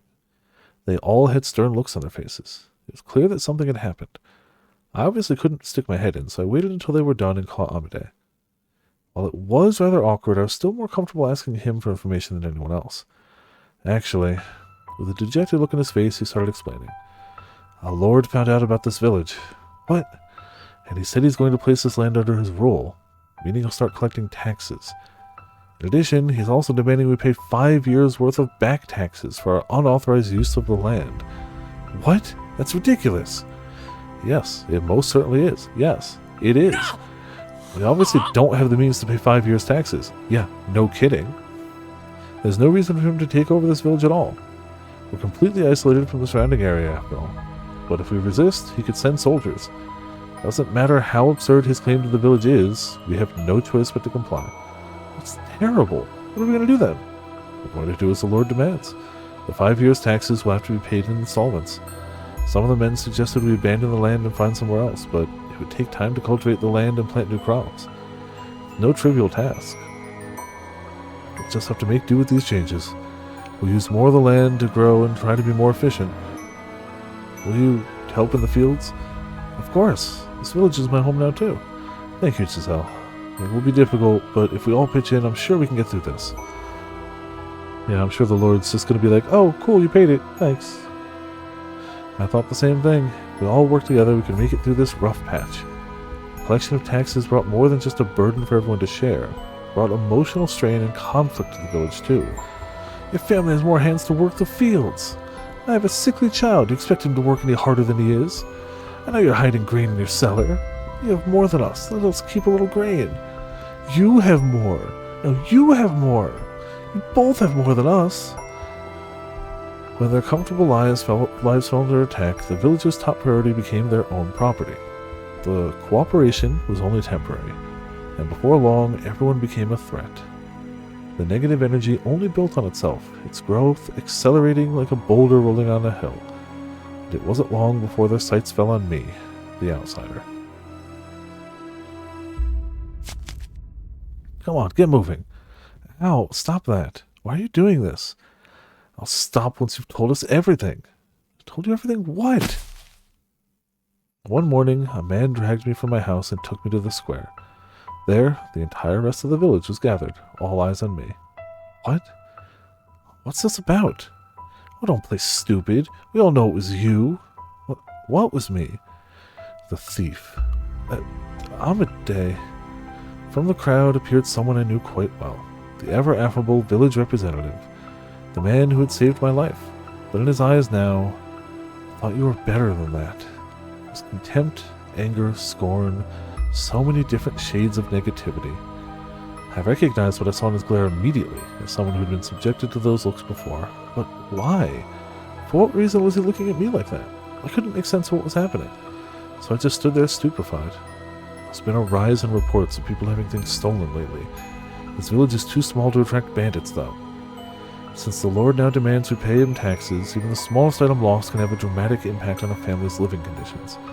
What you've done is no joke. But wait just a second. I haven't stolen anything. Why do you think I quoted what? What? Oh, I can't watch it now, but I can leave the link up for later. Hi. Oh, okay. Gotcha. Secrets of the... Ah. Pausing. Cool. I mean, hell yeah. It's about time. Cool. You've been seen in the act. What? So long as there's testimony against you, your guilt is assured. Who says they saw me? I swear I didn't do anything. They're obviously lying. You're the one who's lying. You've been playing us for fools this whole time. Everything was fine until you showed up. I managed to not get found until you showed up. No, that's not my fault. Giselle, apologize to the village and return what you've taken. Amade, don't you believe me? There were multiple witnesses. Several different people saw you stealing. I've known these people long enough to be family, and I trust them like family too. They're not liars. But no, they're framing me. I didn't steal anything, I swear. Framing you? Now you want to put this on us, woman? Unbelievable. Have you forgotten we welcomed you into our village? Amade, please believe me. You of all people should believe me. You've been avoiding me of late, haven't you? What? Because you had something to hide, correct? No, What other reason could you have to avoid me? What other reason? What other reason? What other reason? What? Why? How can you say these things? Why won't you believe me? I returned the things you've stolen. I can't. I never stole anything. How am I supposed to return something I don't have? I see. So you've already moved the stolen goods. She said she doesn't have them anymore, folks. How should we deal with this? Rough her up till she talks. Yeah, she's not getting off that easily. Give us back our property. Why is this happening to me? The harsh new rulership has driven these people mad. We need to get away from this village quick. Restrain her. No, get your hands off me. We've forgotten everything we've done for you. All that matters is that you don't have to suffer. Is that it? I didn't do anything. Take her to my house. We'll make her tell us everything. No, stop. You've all gone mad. Please come to your senses. With men on all four sides of me, I was dragged into Amade's house. He sat coolly in a chair, and they shoved me to my knees before him. I'll ask you this one more time, Giselle. Where did you put the things you stole? And I'll keep giving you the same answer. I didn't take anything from anyone. Please believe me. Do you swear, with God as your witness? I do. I swear with all my heart. You don't actually believe her, do you, Amade? She not only sold us out to a lord, she's now threatening to make our lives downright impossible. Again, that's just a coincidence. Listen to me, Amade. Thus saith the Lord of Hosts, the woman has committed 3 sins. She has lied, she has stolen, and she has betrayed her fellow man. Why are you doing this, Amade? You were such a good man. Deeply disappointed in you, Giselle. As much as I don't want to do this, I have to get the truth from you. Amade. Of course, why didn't I see it? I'm still just an outsider to them. Why would you believe a stranger's word over the word of the village? His family. The water. What? A man set a wooden well bucket on the floor in front of me. In it wasn't clean water from the well, though, but grimy, murky wastewater. I reflexively turned my head from the stench, but a man behind me grabbed me by the hair. Before I had a chance to realize what was happening, the world around me went brown.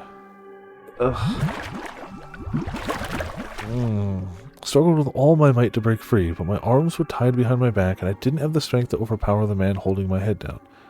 Reflexively gasping for air, a stream of filthy water poured into my mouth. Pull her out. We get nothing if she dies. Let's put her back in and keep at it until she decides she's ready to talk. Yeah, because none of this ends well. Oh, and slightly. And to think I ever considered marrying this woman. So, you can stop whenever you want, Giselle. You just have to tell us the truth. Please.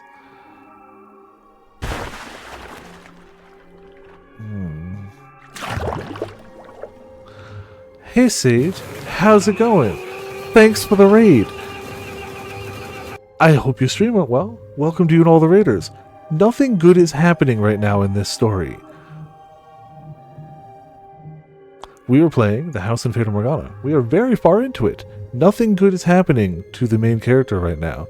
Nothing good is happening. At all. So, you know, just getting that out there. I understand if people are like, cool, gonna bounce. I get it. That's fair. That's fine. There's always those little pockets of good just to make the downfall much, harsher. But I hope things are going well for you, Sage. Hope your weekend's going well. So yeah. She's currently being not waterboarded, but close enough.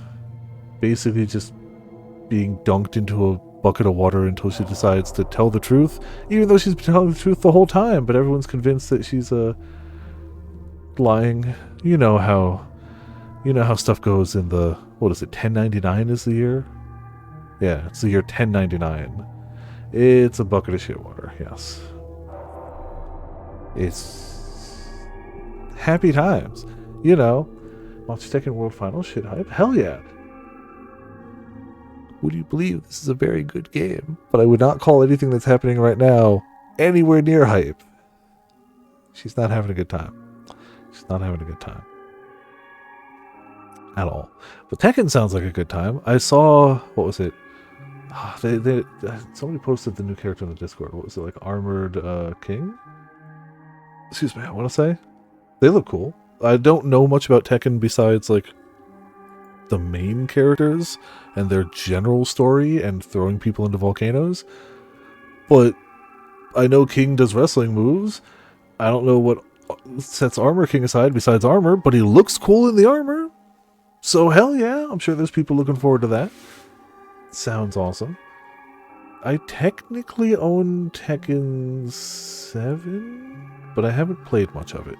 But it was one of those, like, it was the bundle that came with everything for like $20 after, like, everything was said and done. I was like, for $20, sure. 3 times. So it's oh, okay, gotcha.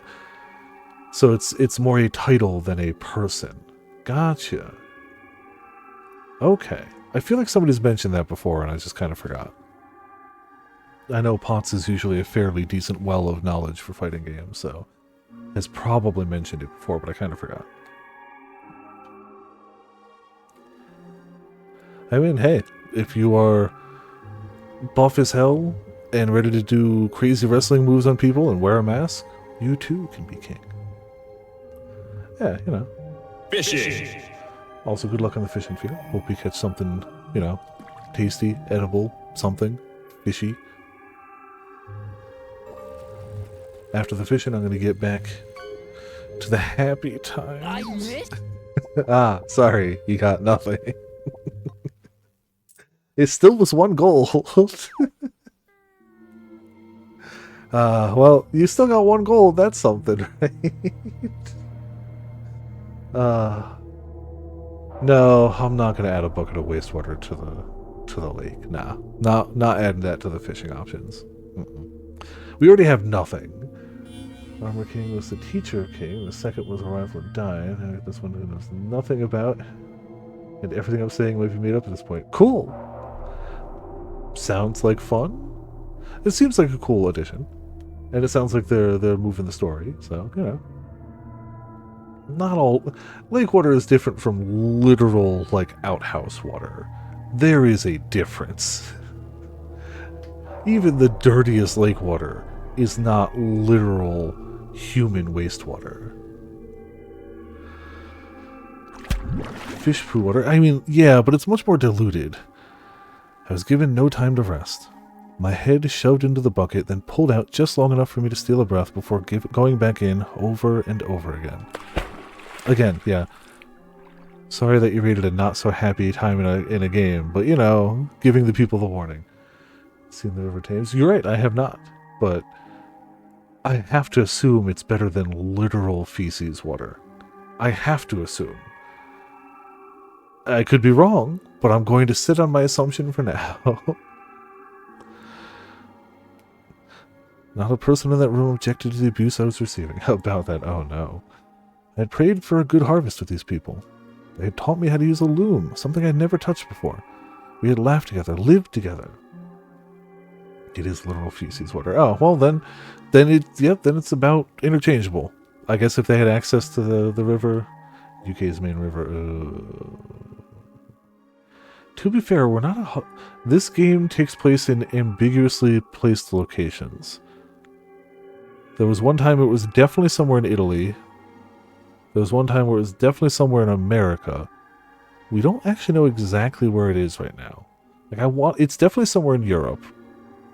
I don't think it's UK, but I couldn't tell you exactly where it takes place right now. Each chapter has been in a slightly different physical location, even though it's still the same house. House is just that way, you know.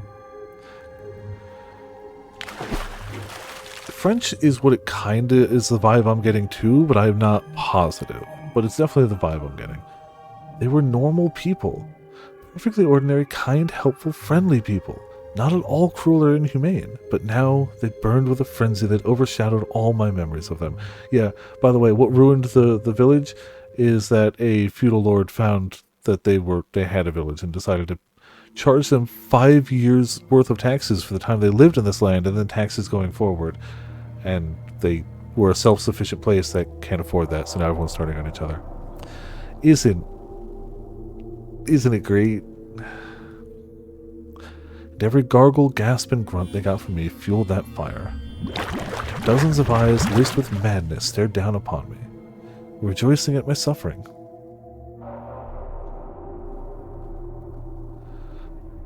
My consciousness was slipping away from me. I thought I could hear laughter and chattering, but it all passed through my ears as mere noise, nothing I could make sense of.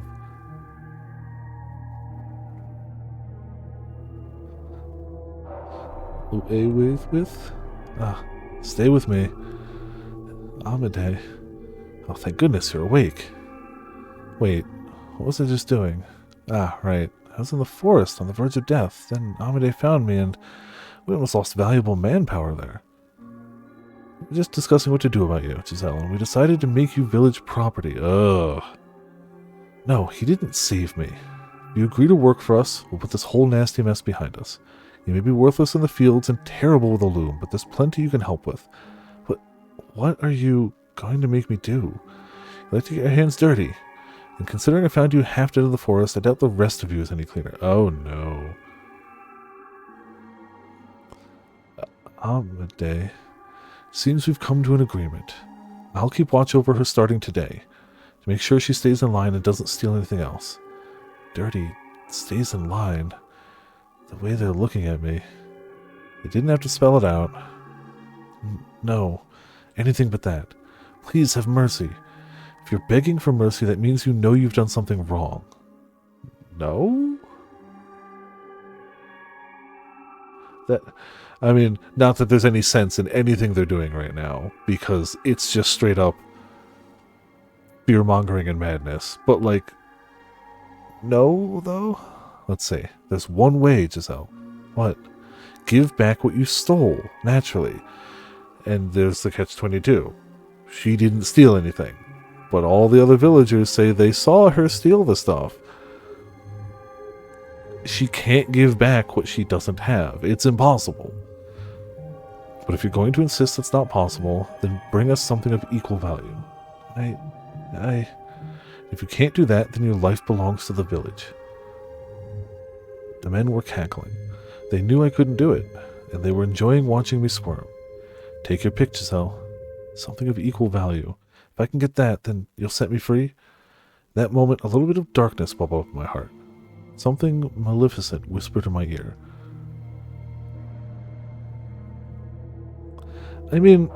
Is that even darkness? He freely offered that. Immediately. There was no pressure. He freely offered. I wouldn't call this a dark impulse. That's a logical way to save your skin. Like, for real. That's a logical way to save yourself. He really offered that. Without any prodding, without any coercion. He was just like, if it'll get me out of my hair, take the stuff. Go, sell it. You're in need of money, help yourself to some of the furniture. There's a village not far from here. Trade it for food, then make your way to a larger town. Yeah, they are the way worse options right now, and that was a really given offer. Like, I wouldn't call that darkness at all. That's logic and good. I think I know where you can get something worth some money. The mansion of the forest has some fairly valuable furniture in it. Oh, okay. She's not going to go get it herself. She's telling them to go ransack it. Honestly, she's been through worse stuff. I'm going to say look out for yourself, girl. Oh God, when did I become... You can steal some of that to sell for good money. Such a despicable woman. You mean the cursed mansion? You expect us to go there? Are you out of your mind? Anyone who goes near that house is killed by the witch's curse. There is no witch living there. There is no curse. Giselle, what do you know about that mansion? I lived there for a while. Well, for a month. You what? The son of a noble lives there. He's human and he's alone. A noble? What's a noble boy doing this far from the city? I presume he was banished there.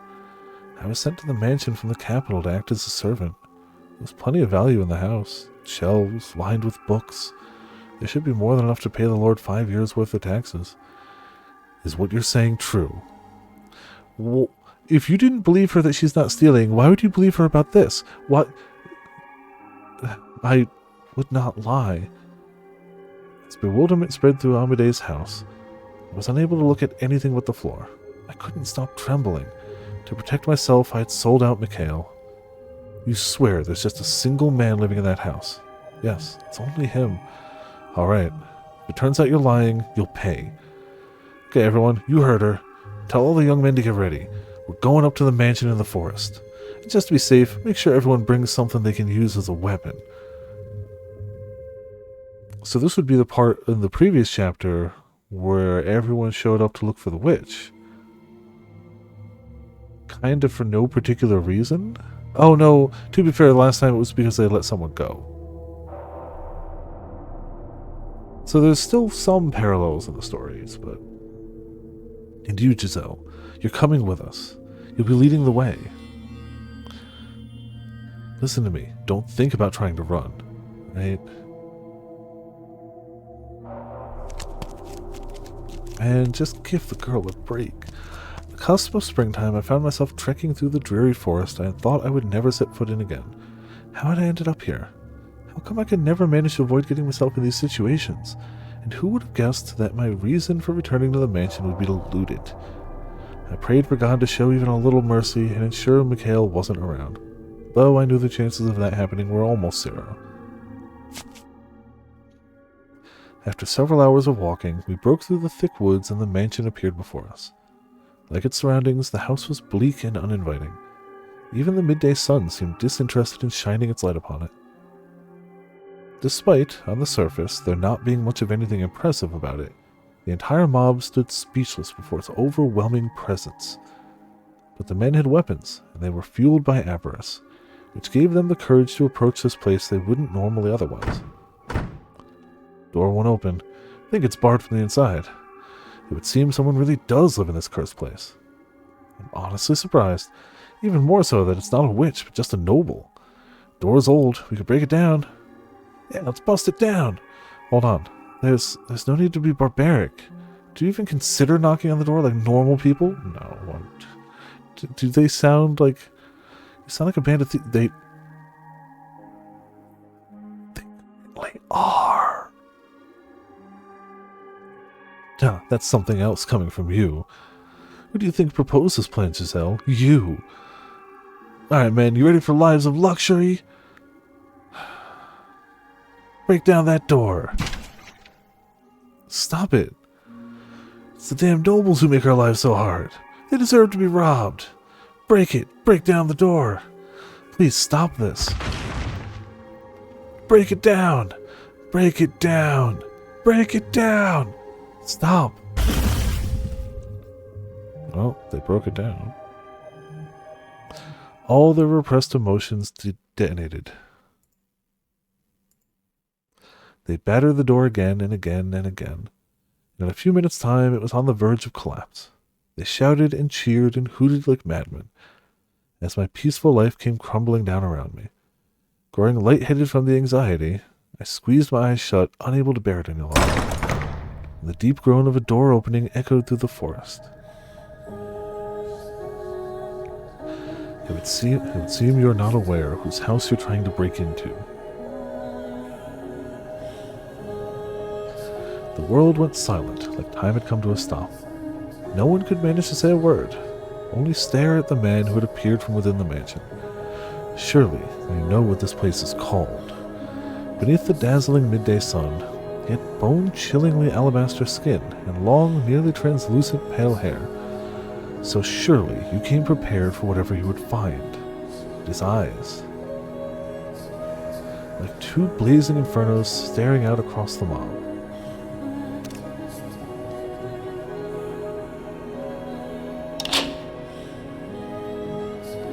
A demon! Someone muttered, probably unconsciously. He did indeed look like something not of this world. Hey, it's a demon! The rumors about this place are true! A cursed demon lives here! Demon? Him? Miguel? No, he's not cursed. Indeed, I am cursed. Well, the witch's curse is real. I have inherited it in its entirety, as well as her purpose. A witch, a demon, a spirit impure. Call me whatever you wish, for the truth shall not change. I carry within me an eternal curse. Behold my flesh, pale as the moon. No red blood flows beneath this skin as it does yours. Behold my hair, utterly devoid of color. So is he just albino? Is that the curse? Is that the whole curse? Offered up to the devil as part of our pact. Behold these crimson eyes, a symbol of the lifeblood spilt at my hands. I shall bring calamity upon you as the witch of legend. Never-ending famine, plague, catastrophe, suffering for generations. Until the moment of your deaths, you shall regret ever coming near this place. No, have mercy. We were just... There was that woman. She brought us here, tempted us with promises of wealth. Deceived us, told us to pillage his house. We're innocent. Hamide, please have mercy on us. So you admit you've done something wrong? Give her to me, then, as an offering. Absolutely, she's yours. Torture her however you please. I have one more condition. You never come near this house again. If you so much as consider it, you will all die by my curse. I swear it, we won't return. Run, get out of here! I mean, if he's willing to listen to her, I think this could still be the best outcome here. If he's willing to listen, and we know that is not his strong suit, we'll see. That said, like, I can't even hope for something good for her, because we all know it ain't gonna be. Without so much as a glance back, the villagers scrambled into the forest, and Amide, the man who had rescued me that night, went right along with them. Is there kindness in the world? I wasn't sure what to think anymore. Yeah, and if that's the worst of it, then, don't think I'm helping you. His voice rained down on me, but I couldn't lift my head. There was such a gaping void in my chest. I had no idea what questions I should be asking anymore. What I should be angry about. What I should be sad about. Not even the first clue. Look at me. Look at me, Giselle.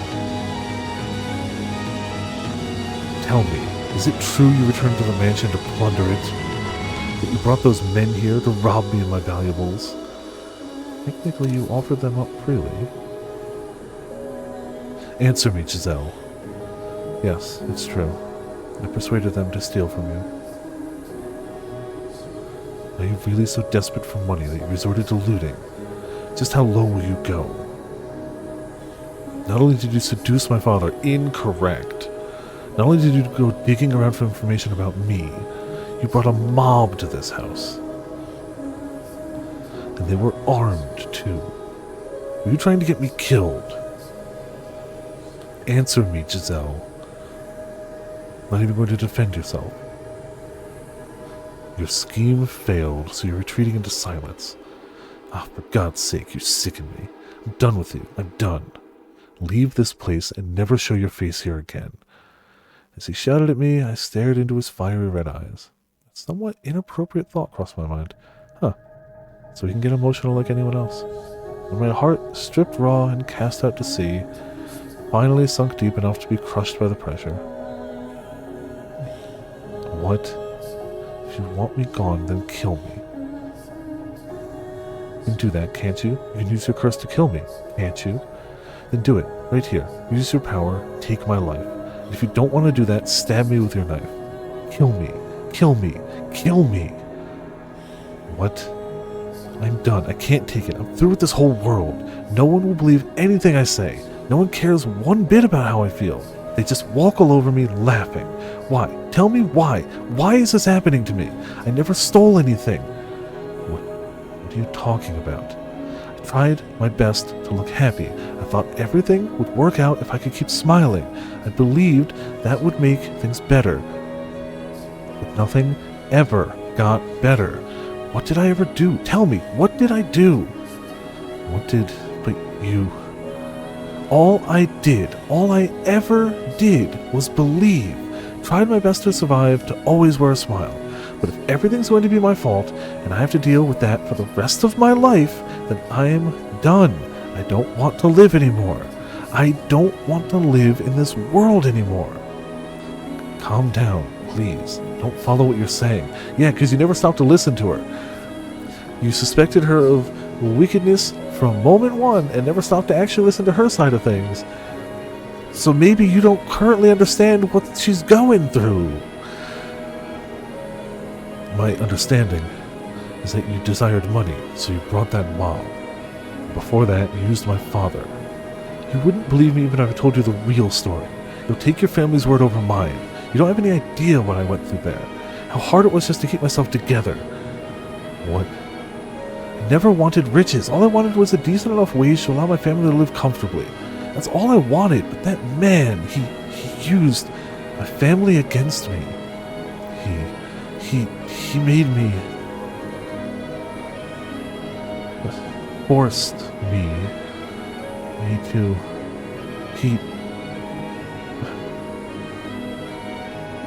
He raped me. What?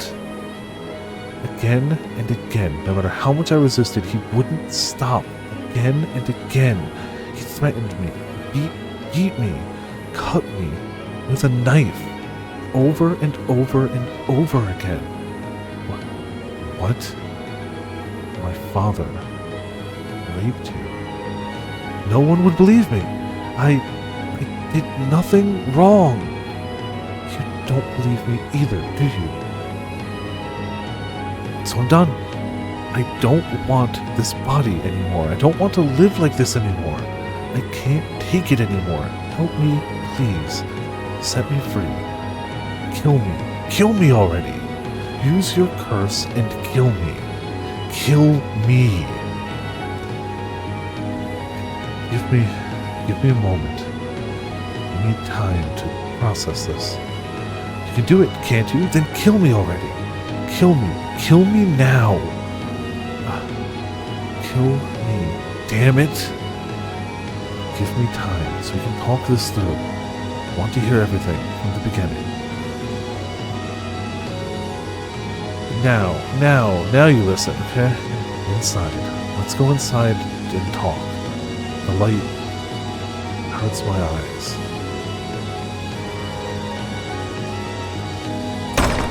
You could make the argument better late than never, but boy is it late. That was a door. Might have best let stay shut. Not knowing the truth would have been so much easier. I wouldn't have been made to shudder in disgust, hearing about the crimes of my own family. But if I hadn't opened that door, I would have lost everything. That day, after far too long, finally let myself see the person in Giselle.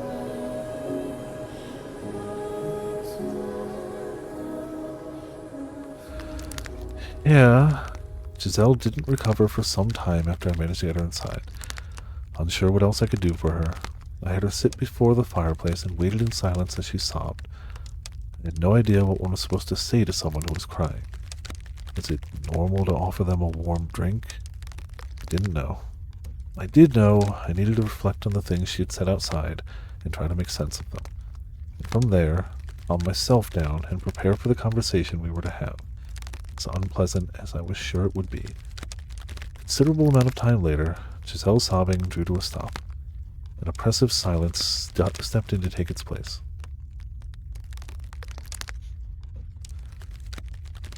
For far longer than was comfortable, the only sound we heard was the gentle crackling of the fire. I had to say something. I knew that, but what I didn't know was how to begin.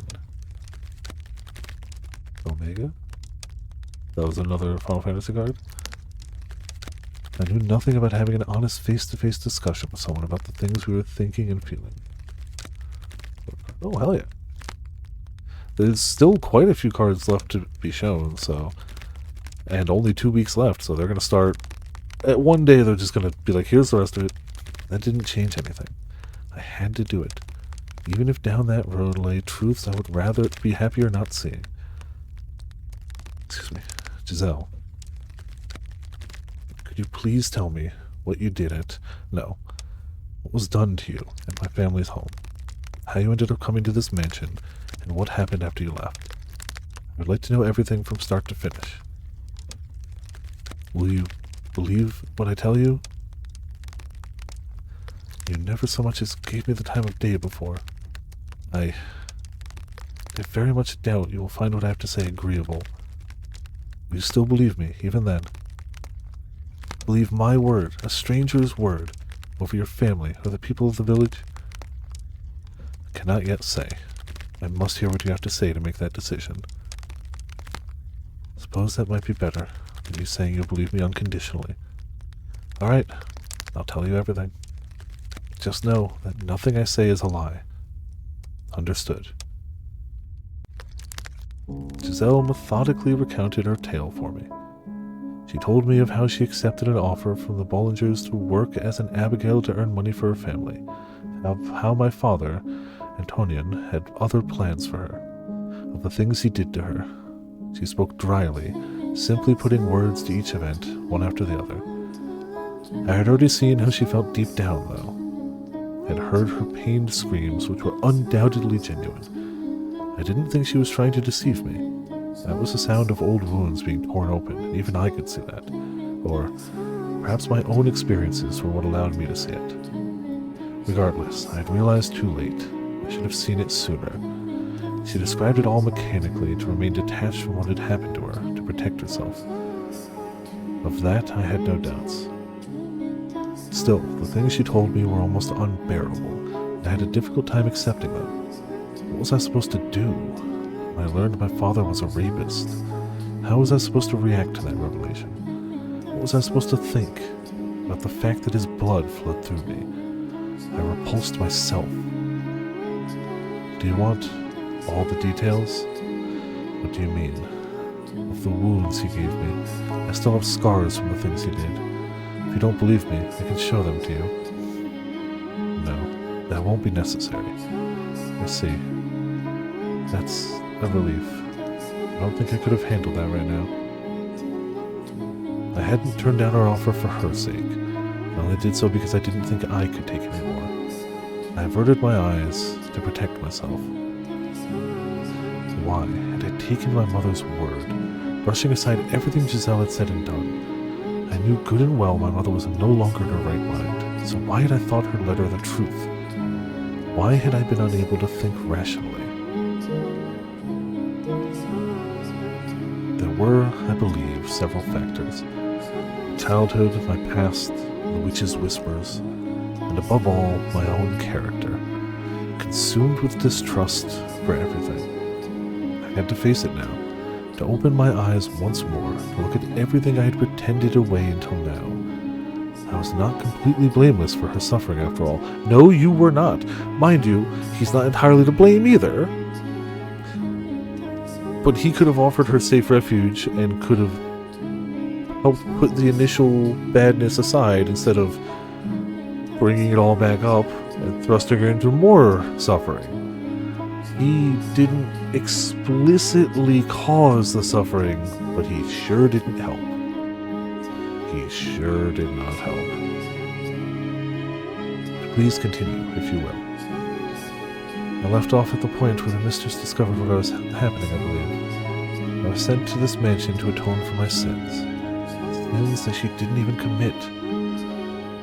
It was decided I would be sent here rather than being executed, which is what the mistress wanted. At first I assumed it would be essentially a private prison, but in the carriage on the way here I was given a letter. A letter from whom?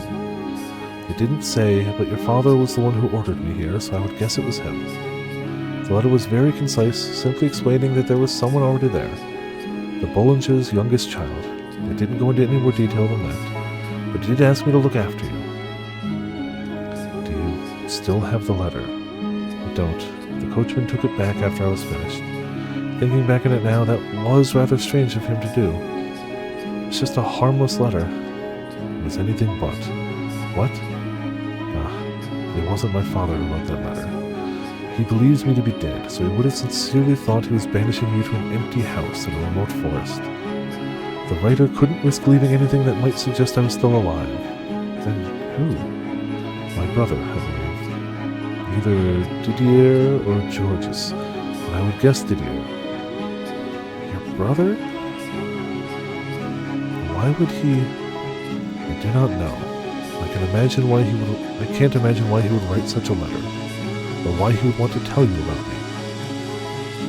I don't believe he had any ill intentions, at least. I mean, he asked me to look after you. That makes it sound like he's concerned about you. Then why doesn't he stay in contact? Why does he never respond to my letters? It's a bit late to suddenly start being concerned. No, never mind that now. Please tell me the rest. Right. Giselle resumed her story from the day she fled the mansion, terrified by my behavior. She seemed to be putting a bit more emotion in her tone of voice now, perhaps because she could see I was more interested in this part. There was a deep sadness on her face as she described that night in the rain, listening to the thunder when she gave up on living. And I knew I had caused it. She then told me of the time she spent at the nearby village, how at first life had seemed wonderful, but in time it had come crumbling down. Naturally, she wouldn't be here to tell me this if nothing had happened there. Once she was through with her tale, she now let out a long, heavy sigh, as though she had been holding it in for some time. Thought I could hear just a faint trembling in the air as she exhaled. That is everything. Do you believe me? If you don't, if you still think I'm deceiving you, then I won't argue with you. It's fine. If that's the case, please just kill me. Why didn't you tell me this sooner? I mean, because she was trying her best to block it out for herself and live her life. Like, it's not something you can just, by the way, your father did unspeakable things to me before sending me here. Do you think he would have believed her then? Even if she was thinking about him and not trying to just protect herself, still wouldn't have worked. I know I wasn't very open to anything you said, but if that day, when I found you in my room, you had told me I was mistaken, she did try, but you kinda had a knife at her face. That the sin belonged to my father, it might not have turned out like this. A knife. What? We're holding a knife. Can't handle blades anymore. Ever since what happened, they scare me to death. Just the sight of one in someone's hand, and I start thinking they're going to use it on me. Can't help it. I start shaking uncontrollably, growing faint of breath. The world goes white. Can't even form words. There's nothing I can do. Now I finally see. She was grimacing in pain. The day the package arrived when you knocked my hand. The day the package arrived when you knocked my hand away. As I was scared, because it reminded me of that time. I had assumed she was simply jumpy from a guilty conscience. Felt nauseous, realizing I had been pouring a constant stream of salt into her unmendable wounds. What a damned fool I was. Why did you get so upset at me? Why did you have to point a knife at me? I didn't want you snooping. If you meant to sell information about me, I thought I had to do anything in my power to stop you. Still not convinced it was necessary. I was unarmed. I couldn't fight back. You didn't need a knife. I have nothing left anymore, so I'm going to tell you exactly how I feel. You're a jerk. I gotta blow my nose real quick, and it's just the perfect thing to leave it on.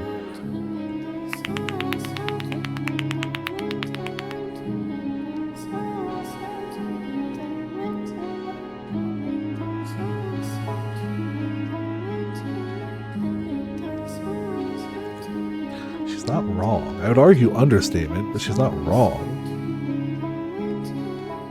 What you did was inexcusable. Again, not wrong. You may not have hurt me physically, but you still hurt me. Humans are frail creatures. They wound easily.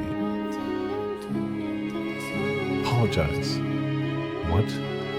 Apologize to me. I said apologize. I'm sorry. Again, put your heart into it. Convince me that you mean it. I'm sorry. Again, once more, get down on your knees and shout it from your gut.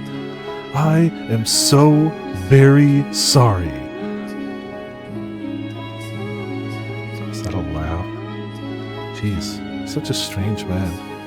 Strange? You told me to do it. Nothing's going like I thought it would. I figured even if we talked, you would just deny everything I said. Didn't think you'd actually listen to me. But you did. You listened and you looked quite distressed by what you heard. You looked distressed. Oh yes, you sure did. Wish I had a mirror to show you. I'm sure you don't want to believe what I said, but you didn't once accuse me of lying. You faced up to the truth and you apologized. I seem to have had the wrong impression of you as well. I didn't try to see you for who you were, instead letting myself believe you were someone to be afraid of. To be honest, I didn't like you very much. Feeling was mutual, but for some reason I don't feel that way now. Is it guilt? I need to apologize to you too. Apologize for what? I led the villagers here, and I almost sold my soul to the devil. I tried to sell you out to save myself, and for that, I am truly sorry. I don't understand. What? Do I need to get down on my knees too? No, that's not what I meant. The blame falls on the village for falsely accusing you of stealing. You were a convenient scapegoat for the real thieves. They planned to take advantage of you from the start. That Amade was probably in on it as well, to get back at you for rejecting his proposal. Plus, giving the village a single target to let out the frustration on would, in a way, help unify them. He used you to meet that end. In order to escape from their trap, you told them about me. This was after I had threatened you, causing you to flee from this place. You have nothing to apologize for. Still feel really bad about it. So, sorry anyway. You're unexpectedly stubborn. But now that we've both apologized to each other, we can call everything square. Square? Square. We were both in the wrong. So we apologized and we forgave each other. She gave a little smile, but all I could do was stare at her, brow furrowed in perplexity, like I was looking at some bizarre Fantasyland creature. Yeah, the weight of our crimes was not equal. What I had done to her was so very much worse. Furthermore, I am Antonin's son. His blood flows through me. Can you honestly say you don't find me revolting? That you're willing to forgive me for that? I mean, you didn't do those things. Just because you're his son. You were long far away from this place before that ever happened. It's not you don't pick your parents. Didn't think I would be able to. If I were her, my grudge would extend to all of my family, everyone I'd ever come in contact with. Again. Although, you don't need forgiveness for being his son, being related to someone doesn't make you responsible for their sins. It wouldn't be fair to blame you for that. You're curious. What? Curious? About what? No, not that curious. You're a strange creature. Human, you know. Yes, I know you're human. You're making me lightheaded. Is it a medical emergency? It's quite the leap in logic. You know, I was at my lowest just a bit ago, and now I'm laughing again. It's odd. I never expected I would recover at all. It's just as surprised as her. She had been through hell. She had more than enough reason to despise me, to shower me with vitriol, but instead she was smiling. And even more unexpected was the fact that I felt relieved to see it.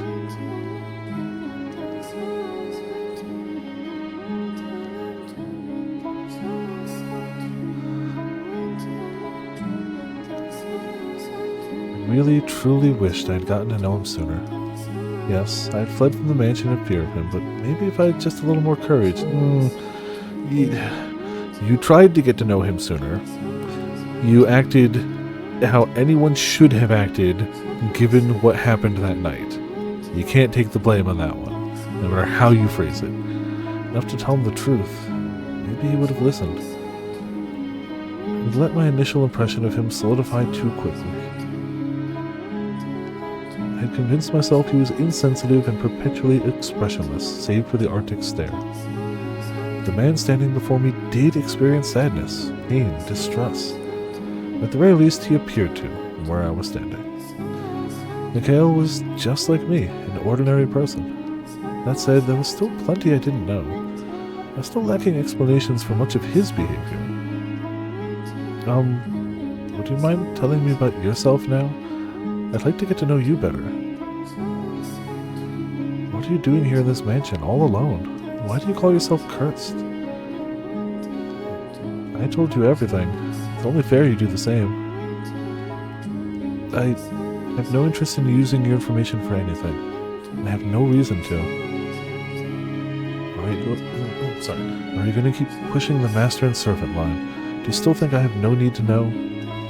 Be quiet. For the love of God, stop talking already. You always pick the worst time. What? Excuse me, what do you mean I always pick the worst time?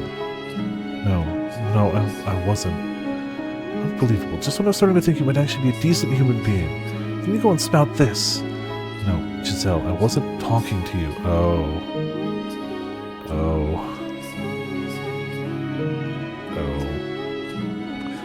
I like it too, and I appreciate how some things are definitely better from the other's point of view, but it can be confusing as to which voice I'm using for the first person text, occasionally. But yes. Who else could it have been? I was, talking to, I have a condition that forces me to vocalize objections to my own thoughts.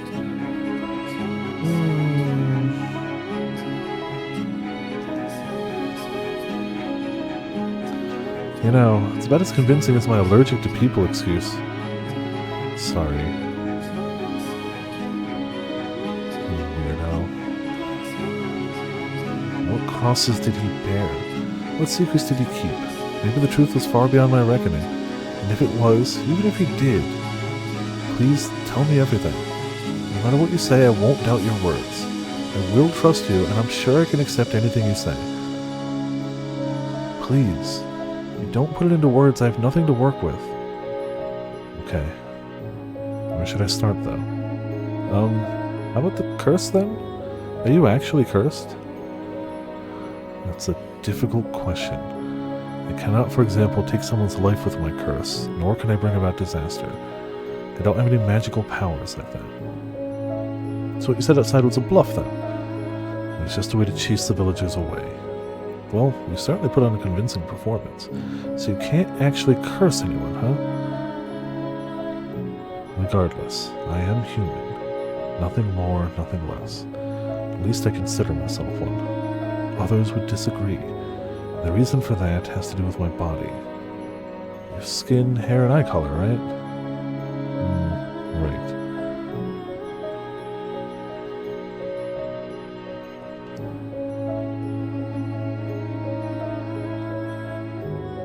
Seeing Mikhail enter the sun, he certainly wasn't what most people would consider normal. Awe-inspiring, in fact. Giving birth to me, it broke my mother. No, I drove her mad. Not only do I appear inhuman, I'm oversensitive to sunlight. While the little light through a window isn't much of a problem, I can't be outside directly under the sun for more than a couple of hours. When she realized I couldn't go out into the sun, my mother started thinking I was possessed by a demon. So she banished me to this mansion until my curse was broken. That was 10 years ago. Just because you look different from them? Yeah. 1090? Or 1089, I guess it would be? Yeah. Just because you look different. Yep. Yep. The family's reputation was at stake too. If other noble houses realized they were giving refuge to an unholy creature, it would destroy the Bollingers. You saw how the villagers reacted. They called me a demon when they saw me. suspect the rumor about the mansion plays a part in that. Nobody thought the house was cursed. They wouldn't... Sure, you were afraid as well. You saw me and thought I was not of this world, that I looked like a demon. Excuse me. Thought you looked like an angel. A what? I at least thought you looked more like an angel than a demon.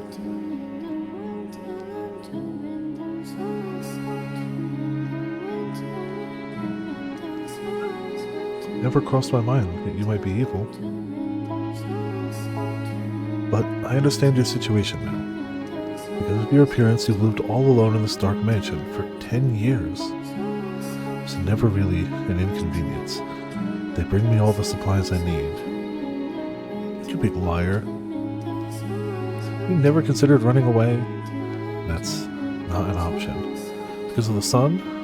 No, I could move during the night if I really wanted to. I'm being watched to ensure I don't leave. Watched? They can't allow anyone to find out that I'm alive, particularly at the Bollinger estate. If I were to run and they were to find out, I would probably be killed. If only I didn't stand out so much, I might be able to stay out of sight easier. But also, I had been holding on to a little hope, I think. Hope that I might be able to return someday. I've all but given up that hope now, though. Not that I ever had enough willpower to really fight for it. See, you don't need to worry about pitying me either. It's long since become normal to me. It's not something that should ever become normal. So, what was that really a moment ago? You don't actually have a condition that makes you argue with yourself, do you? Please tell me. You don't have to believe me. In fact, I doubt you will. If you to think I'm completely mad, don't worry, I want to know. I can hear the witch's voice. The witch's voice started when I first arrived at the mansion. No one else can hear it either. Like I said, it sounds crazy. Not at all. I said I would trust you, so I believe you. Maybe he's not well. Yeah, that has to be it. 10 years all alone in one place, and you're bound to start hearing things. Seems like a delicate person, too. Thinking about it like that, I'm starting to feel really sorry for him. Do I want to know what you're thinking? I'm here for you. But, made up my mind. I'm going to stay here with you. Wait, what? Don't worry, I'll shout so loud you won't be able to hear that silly witch's voice anymore. What, will you now? If you hear it again, let me know, understand? You don't have to be afraid. I never said I was. Whenever you hear it, I'll be there with you, holding your hand. Well, we kind of took the extremely long route. There you have it. It's a pleasure to make your acquaintance, Master. Master. Now, where should we begin? I know, supper. Are you hungry? What should I make? Slow down, please. What is it? If there's something you'd like, I'm happy to accommodate. You actually intend to stay here, again, after what happened last time. Because of what happened. Because of that, we're finally able to see past each other's surface. I want us to try again from the beginning. And this time, actually try to be considerate of one another's feelings. That's a promise, Master. Alright. I can stay here, right? I don't mind. I'm glad to hear it. Say. Yes, Master? If you ever want something from me, I please ask you to put it into words. I don't have much faith in my ability to pick up on things. Got it. Then here's something to start with. What do you say we open some of these windows? Open the windows. Yeah, we don't have to if you think it'll cause you problems, but it would be nice to get a little light in here. I'd like to put an end to this house being a dark, closed-off cave. I wasn't the one who barred the windows. You weren't? I like that when I arrived. Made it seem like a very appropriate place to lock me away. While I am sensitive to light, yes.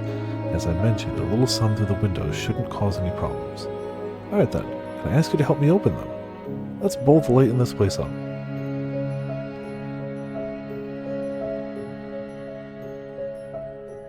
After a few moments of silence, Mikhail gave me a curt nod. While we couldn't do anything about the windows that had been boarded up, the two of us forced open the ones that were just covered by rusted-over shutters.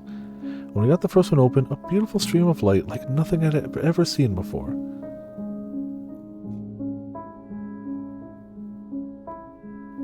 Flooded into the dark mansion's halls. I'd assumed that spring would never come. All we had to do was talk to each other, listen to each other, and everything else would fall into place. But it was that first step that was so hard, so much harder than either of us had expected. And now that the ice was melting, we had to treasure that. It might not have seemed like much to someone else, but to us it was a huge accomplishment.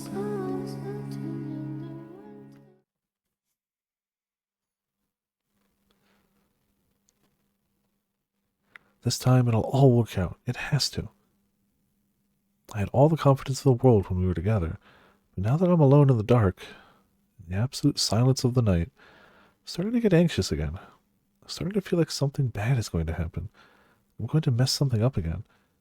I took a big step today, and I know I have to keep it together to keep thinking positive. Goods you're after, Giselle, are not cheap. Understand? Thus saith the Lord of hosts, the woman hath committed 3 sins. She has lied, she has stolen, and she has betrayed her fellow man. It's all right. It's okay. There's nothing to be afraid of, Giselle. Whatever happens, you have to hold fast to your faith in the goodness of others. You have no reason to tremble. Yes, come in. That's odd. I don't think I was hearing things. There's no one there. What was that about? Oh, a glass? It's wine, and it's so warm. Guess he heated it on the fire for me? Oh, you could have at least said hi. I have a feeling this is going to work out.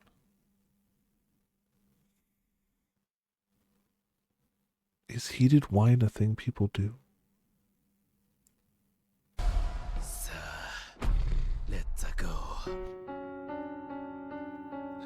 The light shining in through the windows is swallowed whole by the darkness, as if to say our time together never actually existed. We saw it, though. Together, we watched the light crack open in the darkness.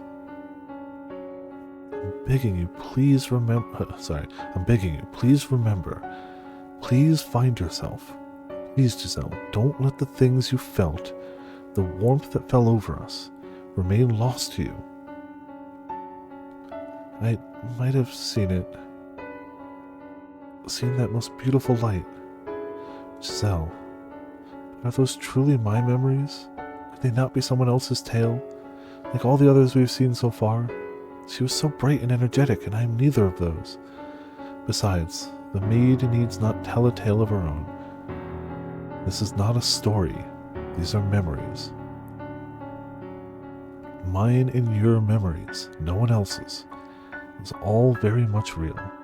These were the kinder, happier days that came next. Kinder, happier days. Those words create a strong warmness in my chest.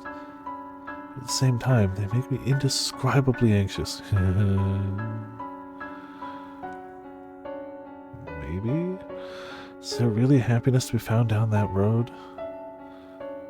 Even if our past doesn't lead to happiness, it couldn't be worse than where we are now. Come, Giselle, to the spring that made us more than just strangers.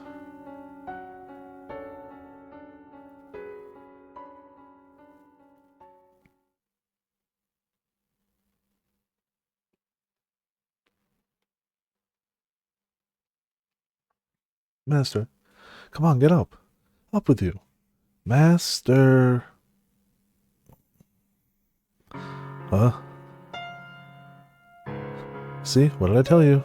It's so much nicer in here with a little light. Morning. Well, wait a sec. Don't you hide under your bedspread. Get out of there. I'm fine with my room staying dark. What's she even doing in here? Oh, but Master, you agreed that I could open the windows.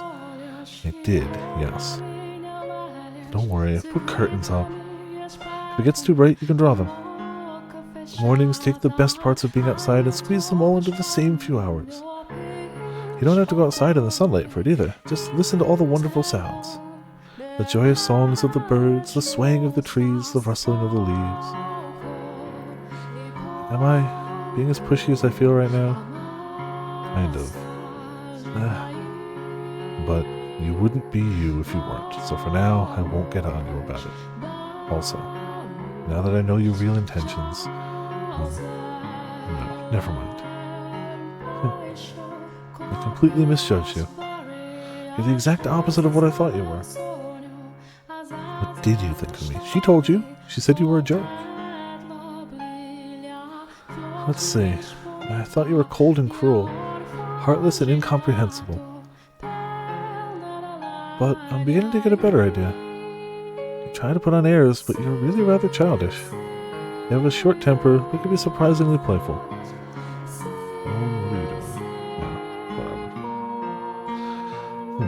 What else? You have a pretty difficult personality, too. Not a single good trait on that list. Now, hear me out here. That's not everything. You gave me a chance to talk, and you listened intently. You could be kind of nice, too. We agreed that we would live together, not just in the same house, so we've got plenty of time to add more to the list. And I hope you can make your own list about me, too. This is just the beginning, after all. Got a long, long time ahead of us. Plenty enough to get to know each other, no? Let's not waste any time, then. What do you say we do something today that we haven't been able to do before? Where should we begin? Oh, I know. We can get this place cleaned up. We want to clean. Now that there's some actual light in here, we can see all sorts of things we'd probably rather not. Like dust, all over the place. My vision was still slightly unfocused, having not completely escaped from Morpheus's embrace, but I could see well enough to catch her smiling brightly. That was the first time I'd gotten a good look at her in the light. I could see facial features I'd missed during yesterday's commotion, and those glittering eyes. Not even a trace of the tribulation she'd endured tainted her pure jade eyes. She's surprisingly good looking. I'm clearly not myself right now. Something the matter, Master? Huh, I know. You're still half asleep, aren't you? Guess I'm just gonna have to throw my best bucket of water on you. What is a best bucket of water? You know, that's a fair question. I'm awake. Is there something on my face, then? Just far too amusing a sight to wake up to. Amusing? Oh, just get out of bed already. What a noisy morning.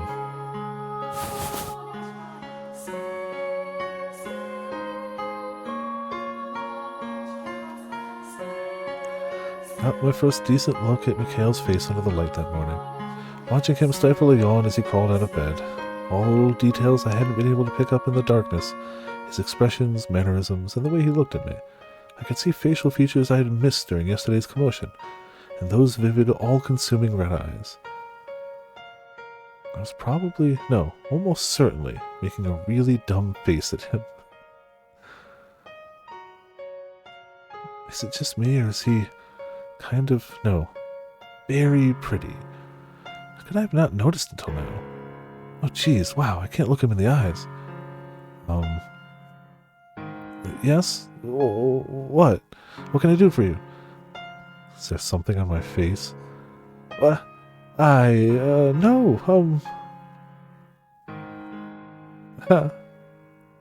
Huh? Hair monster! Excuse me.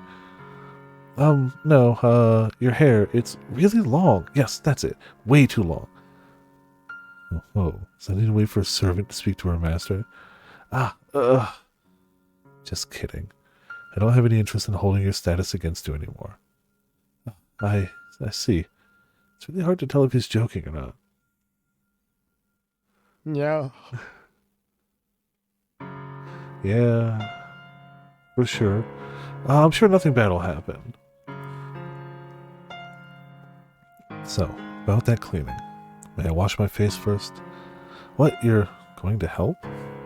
As I just said, I'm not going to act like I'm a superior to you anymore.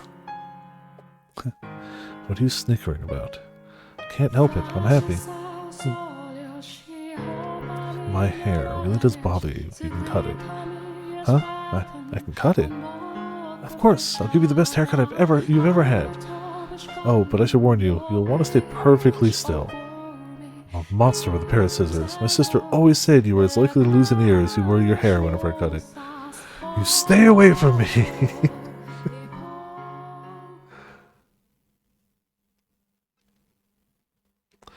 It's, you know, one of those risky haircuts. I was shocked at how much more comfortable I felt around her only one day following our opening up to each other.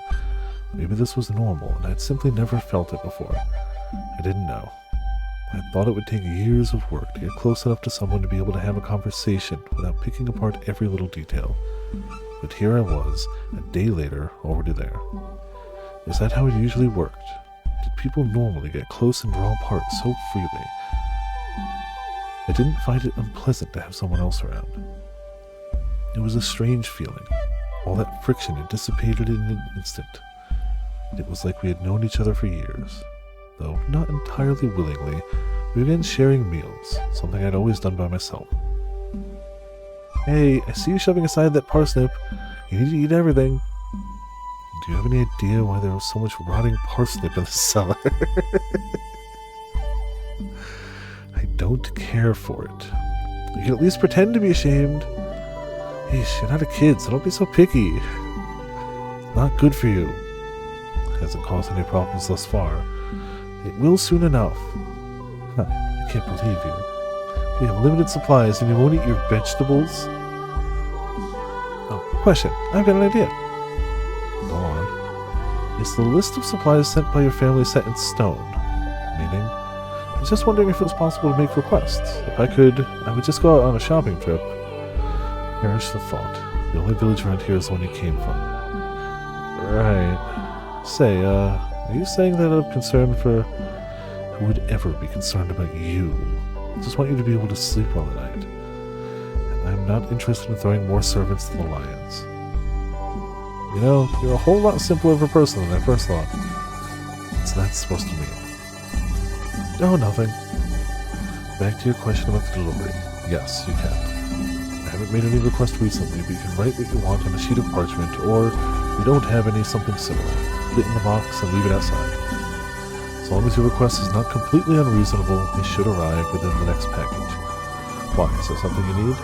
Yeah, I was hoping to increase our selection of vegetables. And while I'm at it, if possible... Actually, that's a secret. A secret? It's nothing too exciting. I'll tell you when the time is right. It's definitely not a rose garden.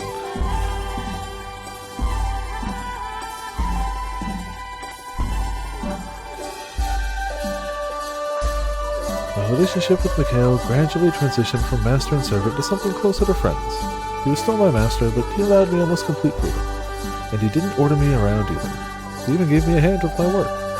Though he was still not very talkative and oftentimes hard to read, he at least seemed to be making an effort to close the gap. He would on occasion tell me about himself, though not in much detail, and any time his family came up he grimaced uncomfortably.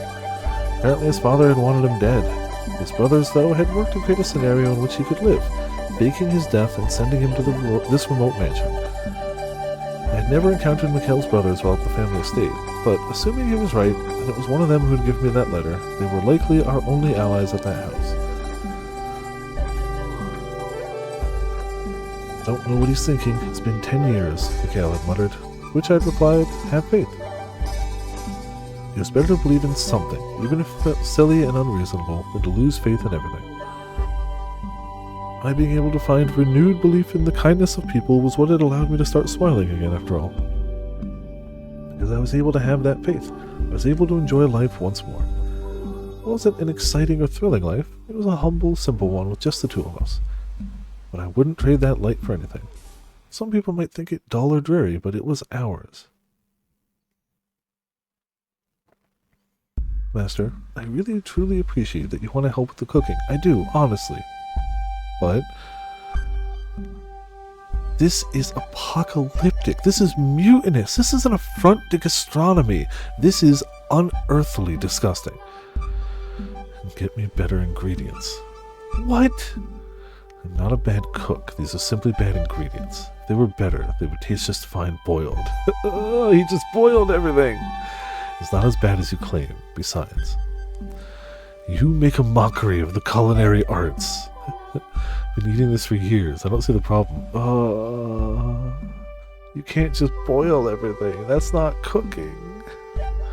Some things are fine boiled, but not everything.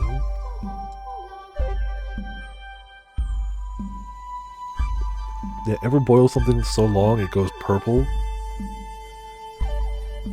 I've heard quite enough, Master. Sounds like I'm going to need to put your taste buds through some intense rehabilitation. I have to teach him what real food tastes like. Otherwise he won't be able to appreciate it if I make him something really good.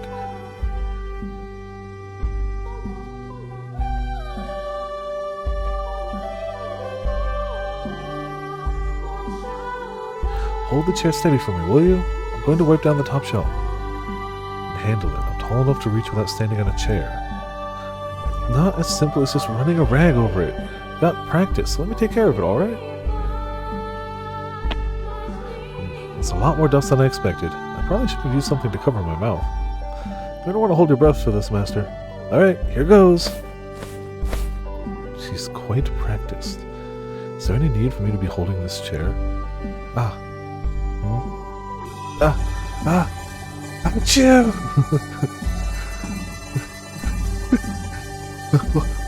What? Whoa! I guess that would be the reason to hold the chair. Hold the chair! Well, you had one job. I'm so sorry, I didn't think there would be that much dust. Thank you for holding the... Master? Your hand is... What? Your hand is, it's on my chest. Exclamation points in a larger font. I know, it was an accident. Right, it was. It's fine, really. It's my fault anyway. It's completely, totally fine. Can't even look her in the eyes. Could this be any more painfully awkward? So don't worry about it, Master.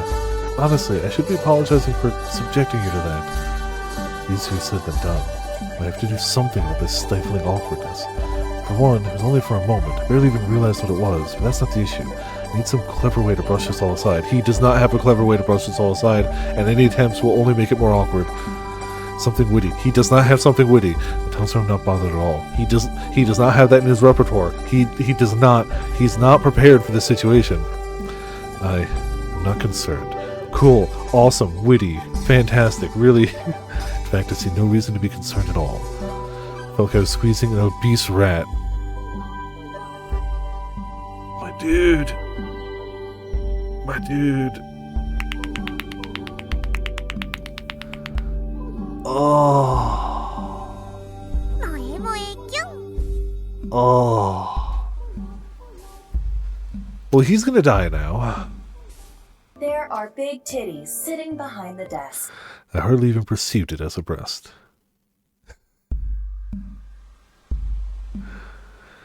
An obese rat. Obese rat. What? How utterly insensitive can you be? I'm going to rip every last hair off your head. Leave my hair out of this.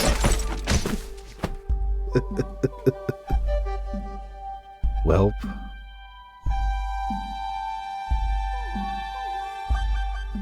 How great would it be if the next shot was him bald? How perfect would it be?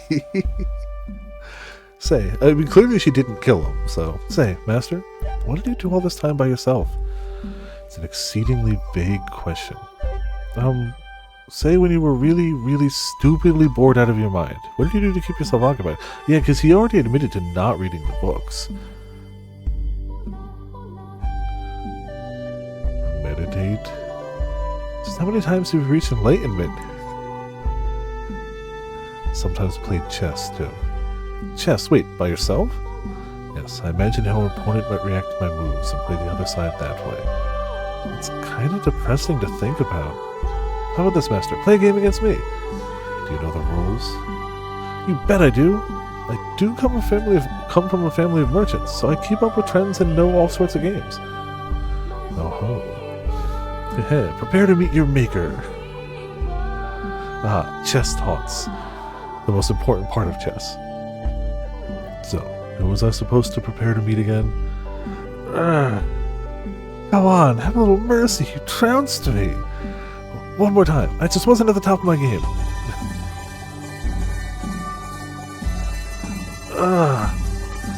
When am I going to meet this maker?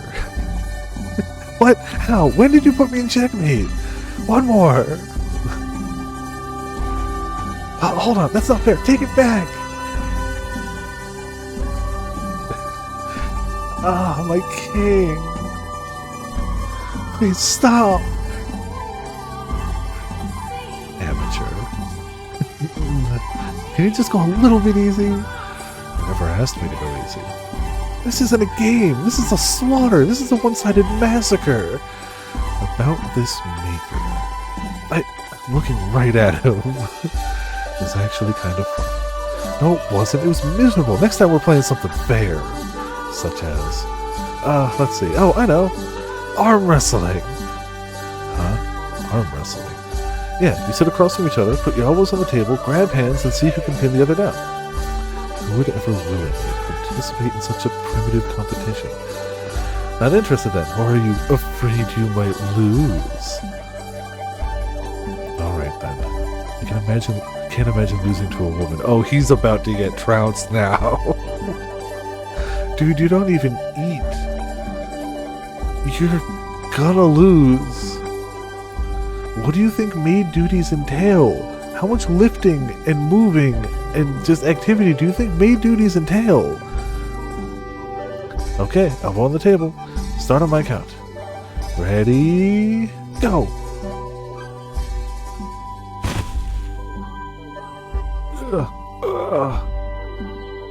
Victory! I imagine him flipping straight head over heels like a Monster Hunter arm wrestling. Like, she also farmed, yeah. Well, she didn't do much of the farming. I guess she was more like the loom, but still. She does more physical activity than he does. Hard stop. It would be like at this rate me thinking I could beat somebody in arm wrestling. It's like, no, you'll beat me.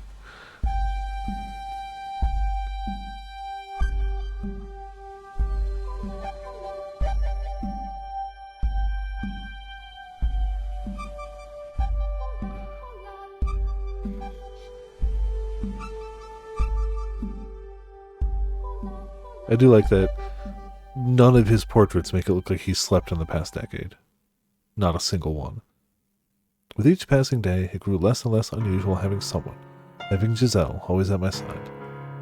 I began more freely engaging in silliness, speaking my mind and showing emotion. I could say her name, and Giselle would turn around and smile at me, an unimaginable sight not long ago. For 10 years I'd lived alone. Solitude had been my normal, but that was very rapidly changing in her hands. We were continually getting closer, yes, but not in a romantic sense. If I had to describe it, I would say good friends was probably the most apt.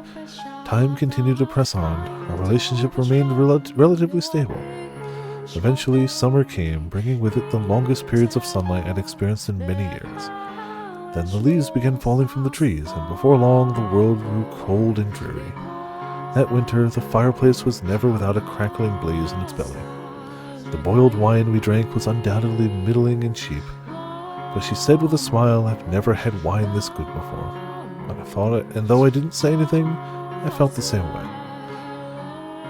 Boiled wine. The sun set much earlier, and having stopped using candles, we found ourselves habitually gathering around the fireplace when it grew dark.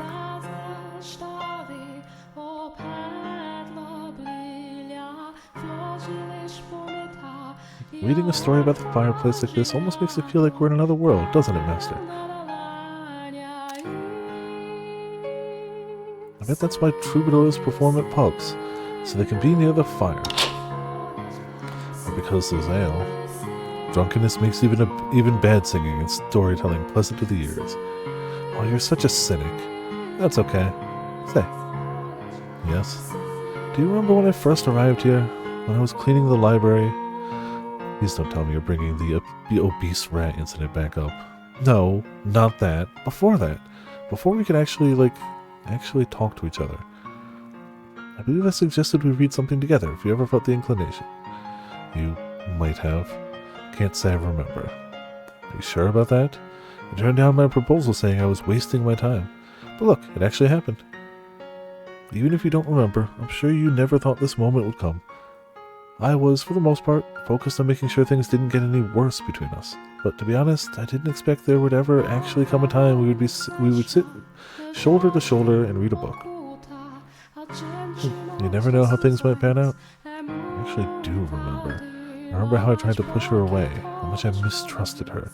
I was nothing but hostile towards her. People change. And perhaps if they can, so can the future. Maybe I can hope that like our friendship, there's a chance the future might take a turn for the better.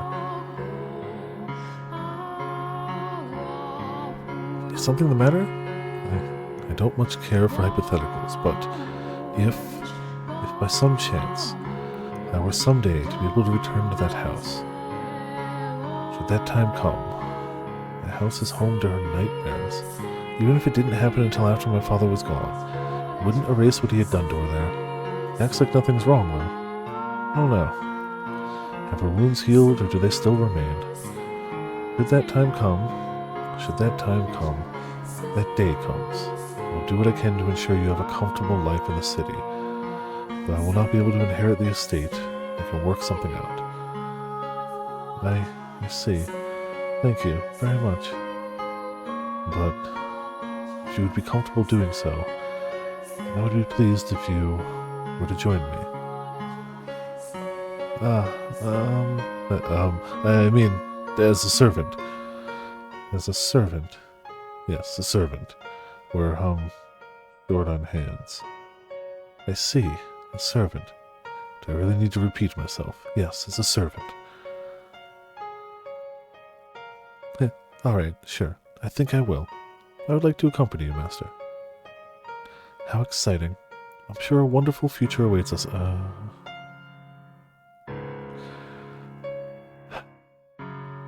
I pray so. Now back to the story. I believe we just gotten to the point where the knights set out to defeat the monster and save the princess. I bet he was a big, buff, muscular knight. Let's not talk about how muscular he was.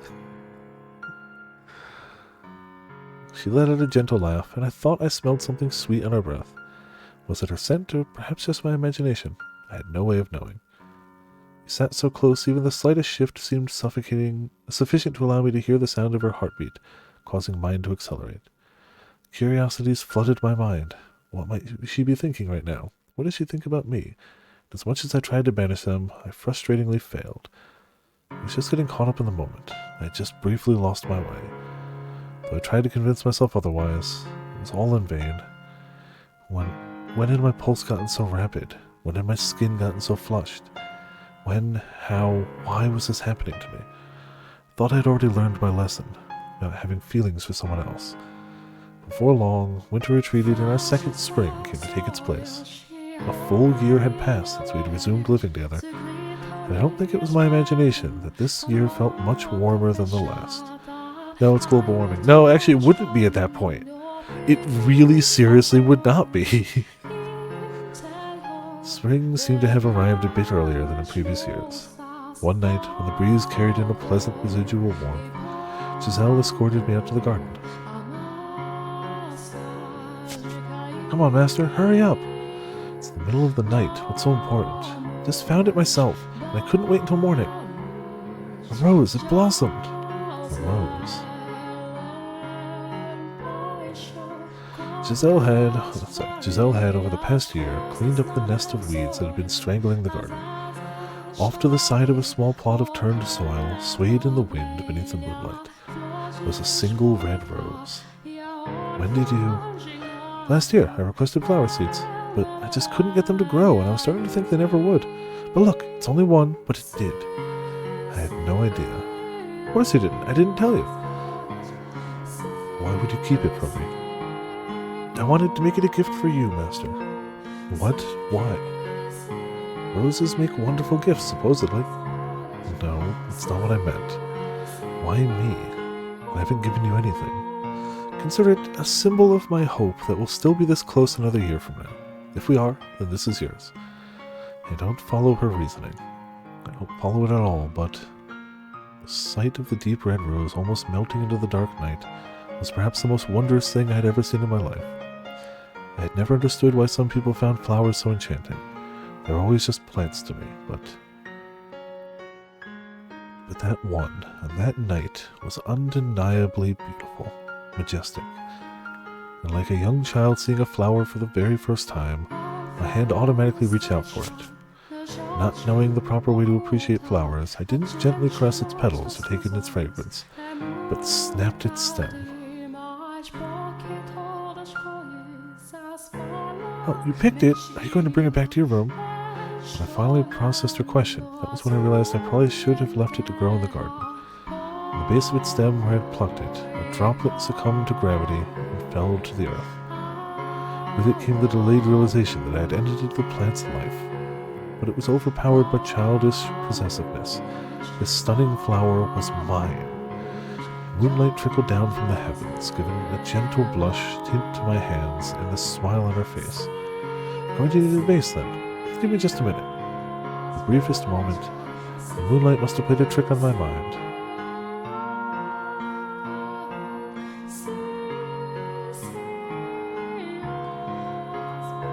Huh?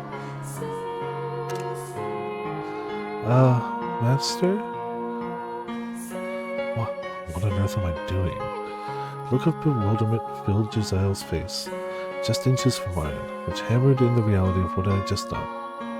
The thought had just crossed my mind that perhaps her black hair might prove a good backdrop for the rose, but it was supposed to remain a simple fantasy. Well, what was that about? An excuse. I need a good excuse. A drawing. A drawing? Right, I would like to preserve it on canvas. What? What? I mean, that a rose on its own does not make a very compelling picture, so I'd like to include you as an accessory. Wait, you want to draw me too?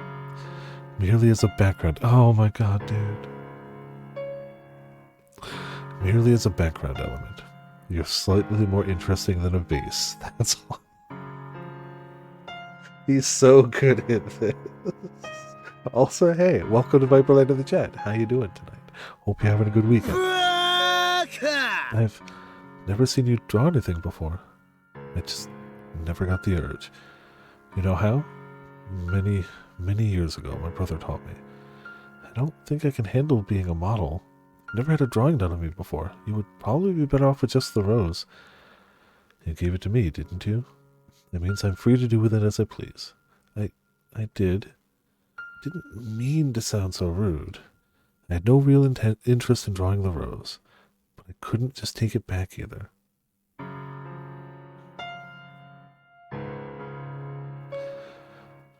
Josiah had shrunk back quite visibly, and I couldn't bring myself to look her in the eyes, so I fled to the cellar in search of supplies to escape the oppressive awkwardness. At the far wall, I found a rectangular panel of wood and several sticks of charcoal. My materials were obviously nothing compared to what a court artist might use, but I was clearly not going to be able to portray to the portrait any kind of justice. God, what am I doing? I want to bury my head in the sand. Giselle was waiting for me in the stained glass chamber. It seemed she was still just as uncomfortable as when I had left her. She gave me a fleeting glance before averting her gaze again. If only she would laugh or make a scene like usual, it would make things so much easier. Why did she have to choose now to start acting meek?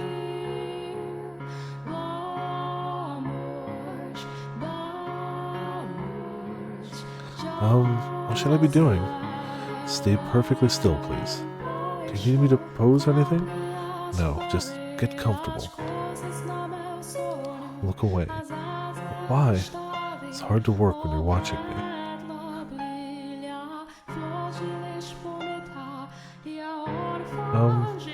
What? I feel like I have to sneeze. Hold it in, please. What now? Can I see it? I've barely drawn anything yet. As long as our eyes didn't meet, I was able to observe her, and my gaze was quite clearly not focused on the rose, but Giselle. First, I had regretted my in-the-moment proposition, but I was beginning to think it hadn't been such a bad idea. Without some sort of pretext, I would never have been able to examine her so intently. I didn't have that kind of courage. This isn't like me. What was like me? Did I prefer being a sharp-tongued, unapproachable recluse? Was that what I wanted to strive for? Giselle was like a gale. Her mere presence dispersed the gloomy cloud that always hovered around me. Thinking about it, it's practically a miracle that we ever ended up so comfortable around each other, that she's still here right now. Light from the moon spilled through the stained glass window, taking on a multitude of pale tones before falling on her white skin and jade eyes. I had stopped sketching at some point.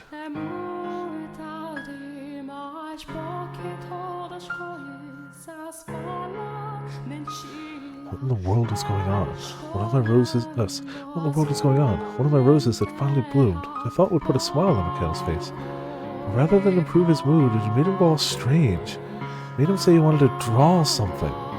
Never seen Mikhail draw anything before. Can't sit still. Tried to sneak peeks of him every once in a while, but anytime our eyes met, he gave me a stern, look that way, stare. So I ended up spending a whole lot of time looking at the archangel in the stained glass window. What could he be thinking? Could this be thanks for the roses? Pretty sure he's not the type who would consider a drawing an expression of gratitude, though. If I'm wrong about that, it'll turn my whole world upside down. Maybe he wanted to draw me? No, not possible. That would turn the world upside down even faster. He couldn't. We're close to be sure, but we're not that kind of close. Makes it sound like Mikhail's attracted to me. There's no way. There's absolutely no way. He compares me to an obese rat, and calls me an amateur at chess, laughing while he crushes me. So that's not what this is it? Huh? Oh, yes? If too much trouble, you're free to leave. This might take a very long time to complete. Oh, no trouble. You had a very stern look on your face is all. Just doing that bad a job at hiding it? They both do such a terrible job at hiding it. Don't want to force you to do anything you don't want. It was foolish for me to ask you, I'm sorry. Honestly, it's no trouble, I mean it. You just took me by surprise, that's all. Not even that great of an artist to begin with. It's not a talent I was blessed with. And being honest with myself, I can't imagine anyone would be pleased to have bad art drawn of them. What's he getting so negative about? I wasn't the only one making a face. His head was turned slightly downward, a forlorn shimmer in his eyes. I'd never seen him make that face before. He resembled a child who had just been scorned by his mother. I wasn't at all angry or displeased with him. I was just fine, honestly. I had to get that through to him. I am pleased. Doesn't matter how it turns out. You drew it for me, Master. Whether it's good or bad is irrelevant. The moonlight shining through the stained glass was so enchanting. I lost myself in it.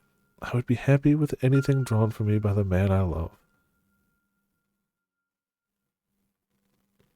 For an instant, time froze. By the time I realized what I had said, my mind had gone blank, and I couldn't form a coherent thought. I mean, like family. You're like an older brother to me. I meant love, like love for a brother. Hey, say something, Master. Give me your usual exasperated sigh. Come on. Go on, give me your best. Good grief. Yada, yada. And then hurl me into the window. Oh, come on, please, show me some disappointment. Master? When the wood panel he was using as a canvas and the charcoal in his hand crashed to the hard chapel floor, the clattering was so loud I jumped. Didn't have the presence of mind to wonder why he knocked over the canvas, or why his hands appeared to be shaking. Let me help you with that. Stepped towards him. And when I did, the moonlight shining down upon us intensified, and our gazes of jade and ruby intertwined.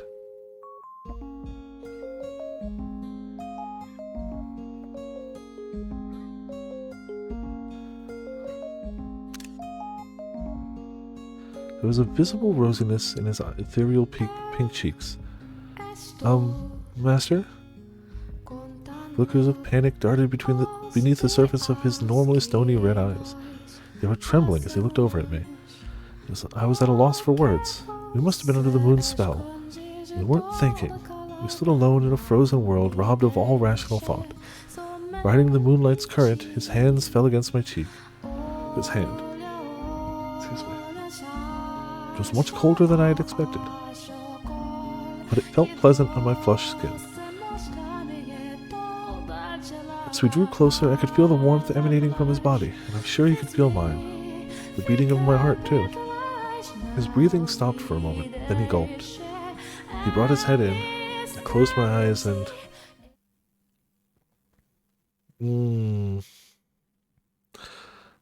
Yeah, that's gonna have some trauma.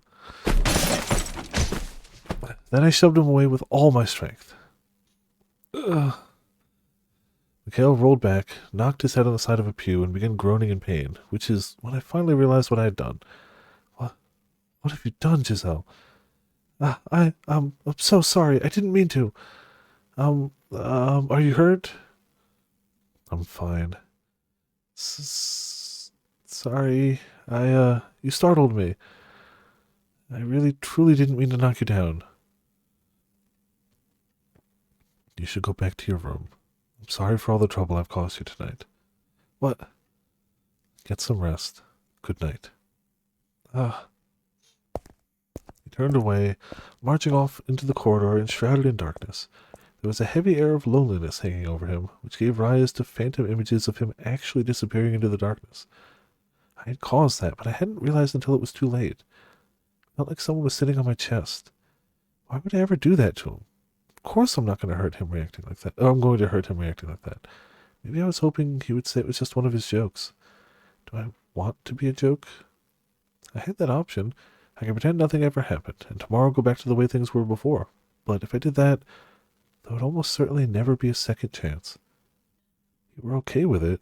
You wanted it, Giselle. Quit lying to yourself. You're the one who said you loved him, and that was no mistake. You wouldn't sit shoulder to shoulder and read a book with someone you didn't care for. You wouldn't enjoy eating supper with someone you didn't like. You wouldn't be able to live happily with somebody you didn't love. You have to go after him, find him, and tell him the truth.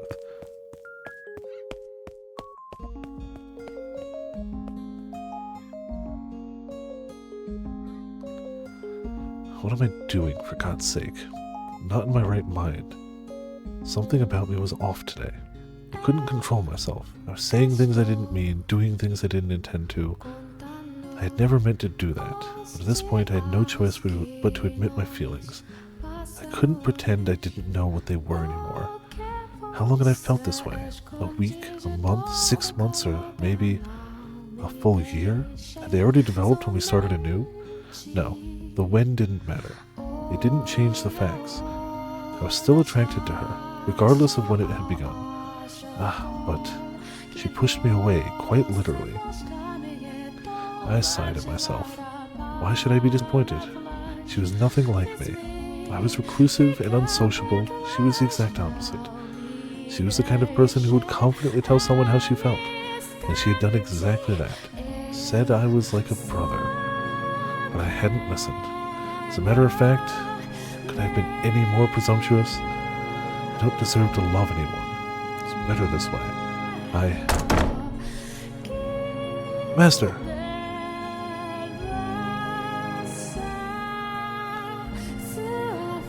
What? I told you to go back to your room. Master, I need you to listen to me, okay? What? About what just happened. That doesn't count. You can't count any of that. Huh? That I said I loved you and that I shoved you. They don't count. Right. I was planning to forget that anyway. So don't worry. No, that's not what I meant. What I'm saying is that it's not something I should have said on a whim just because the moonlight was kind of pretty tonight. I wasn't supposed to be so casual. The way I said it doesn't get across at all how much I really care about you. It should have been something with more impact, rather. Me looking you straight in the eyes, my heart jumping around like it's on fire. That's how I should have said it. What? What are you saying? I want you to give me one more chance to do it right. Giselle, calm yourself. I am calm. In no sense of the word are you calm. Fine then, I'm not calm, but I am clear-headed. I mean every last word. Listen very carefully. I love you. I love you so much I feel like my heart is going to explode. What? Huh? You mean like family? Like a brother, right? Romantic love! Romantic! What?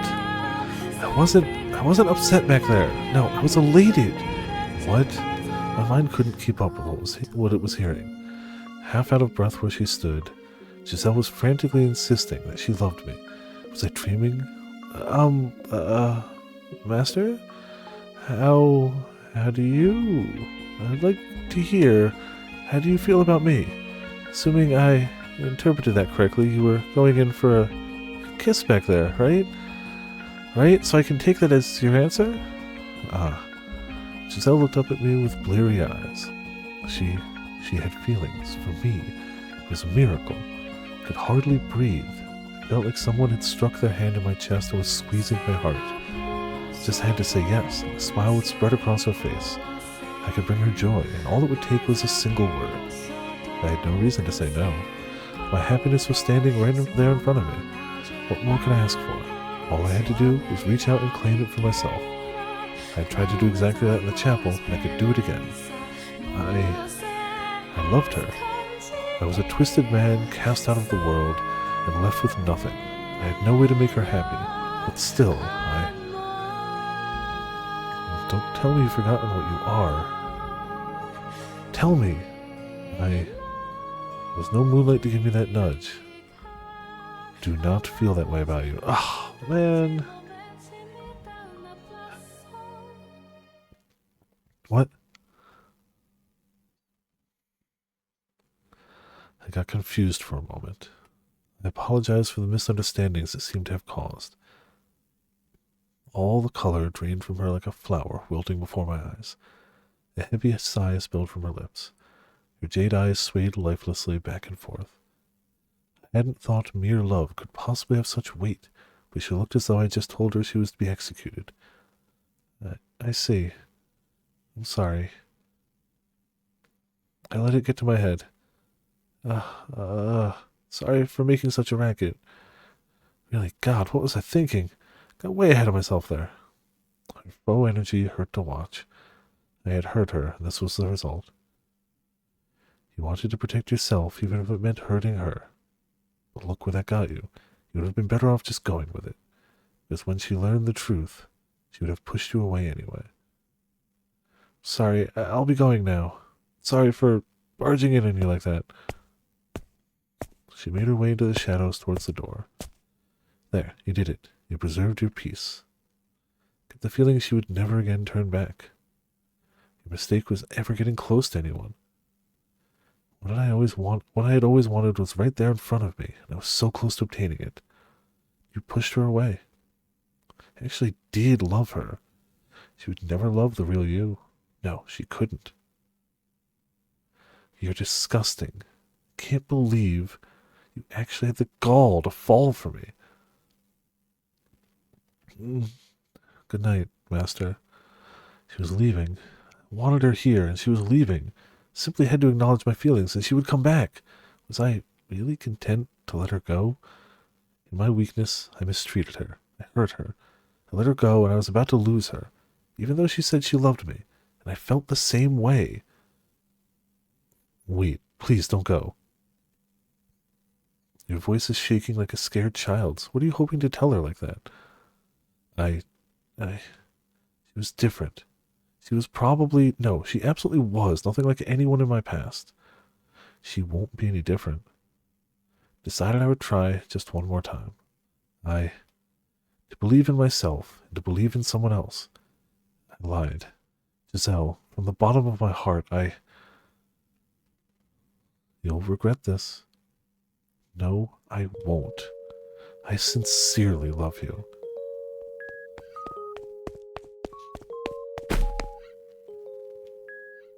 The fragrance of rose enveloped me. Her arms wrapped around my chest were both imbued with the strength and shaking like mad, as though the slightest touch might shatter them. "Why didn't you just say that in the first place?" she said in a quavering, sniveling voice just inches from my ear. I lacked sufficient control over my mind or body to return her embrace, or to run my hands through her hair, or to do anything more than support her weight.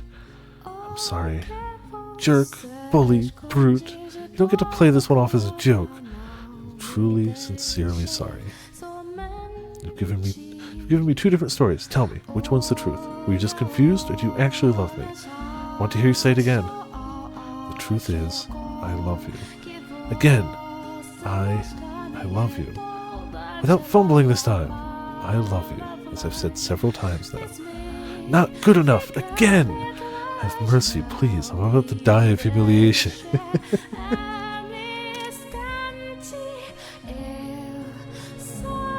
Can I really believe you this time? You're not going to say you were lying again? No, I won't. Then we both feel the same way about each other. Shockingly enough. What's there to be shocked about? I didn't think there was anything likable about me. You really have to do something about this pessimism. I'll try. I'm in heaven. I'm so happy I could cry. Clearly she is. You are all over me.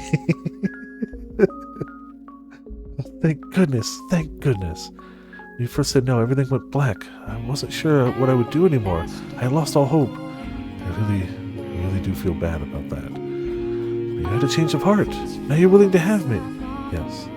And everything I bring with me. That was the idea. Absolutely everything, right? You're pushing that point rather hard. A request.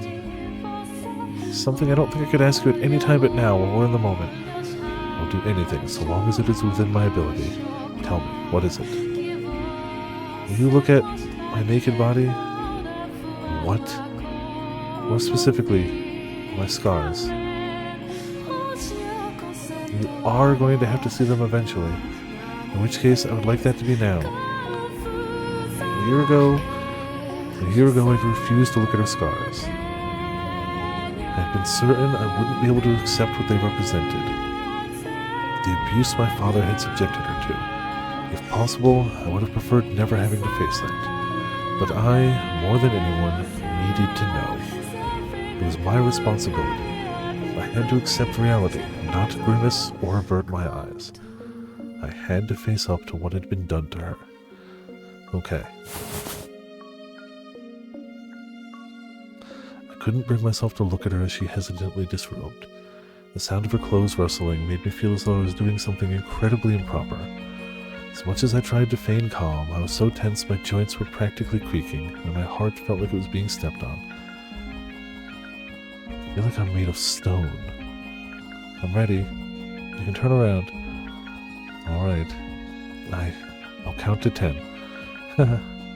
She's laughing at me. Feel a whole lot better seeing you so nervous. Turning around. Okay.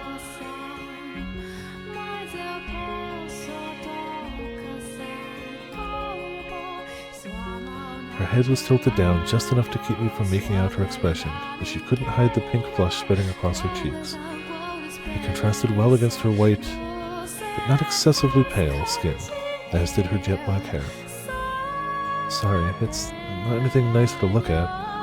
In what way was this not a pleasant sight? I'd never been more entranced by anything in my entire life. She was stunning. I had no measure of comparison, but I was certain the same sight of any other woman in the world would not have had the same effect on me. I could say as much with confidence, despite never having seen another woman nude. Hypnotized, I couldn't take my eyes off the gentle curves of her body. Were I more socially inclined, perhaps, I could have told her she was pretty, which perhaps would have brought a sheepish smile to her face. And though I wanted to, my throat was dry as dust, and all I could manage to produce were incoherent rasps. Please say something? I'm hideous, aren't I? I'm unclean. You're not hideous. You mean it? I mean it.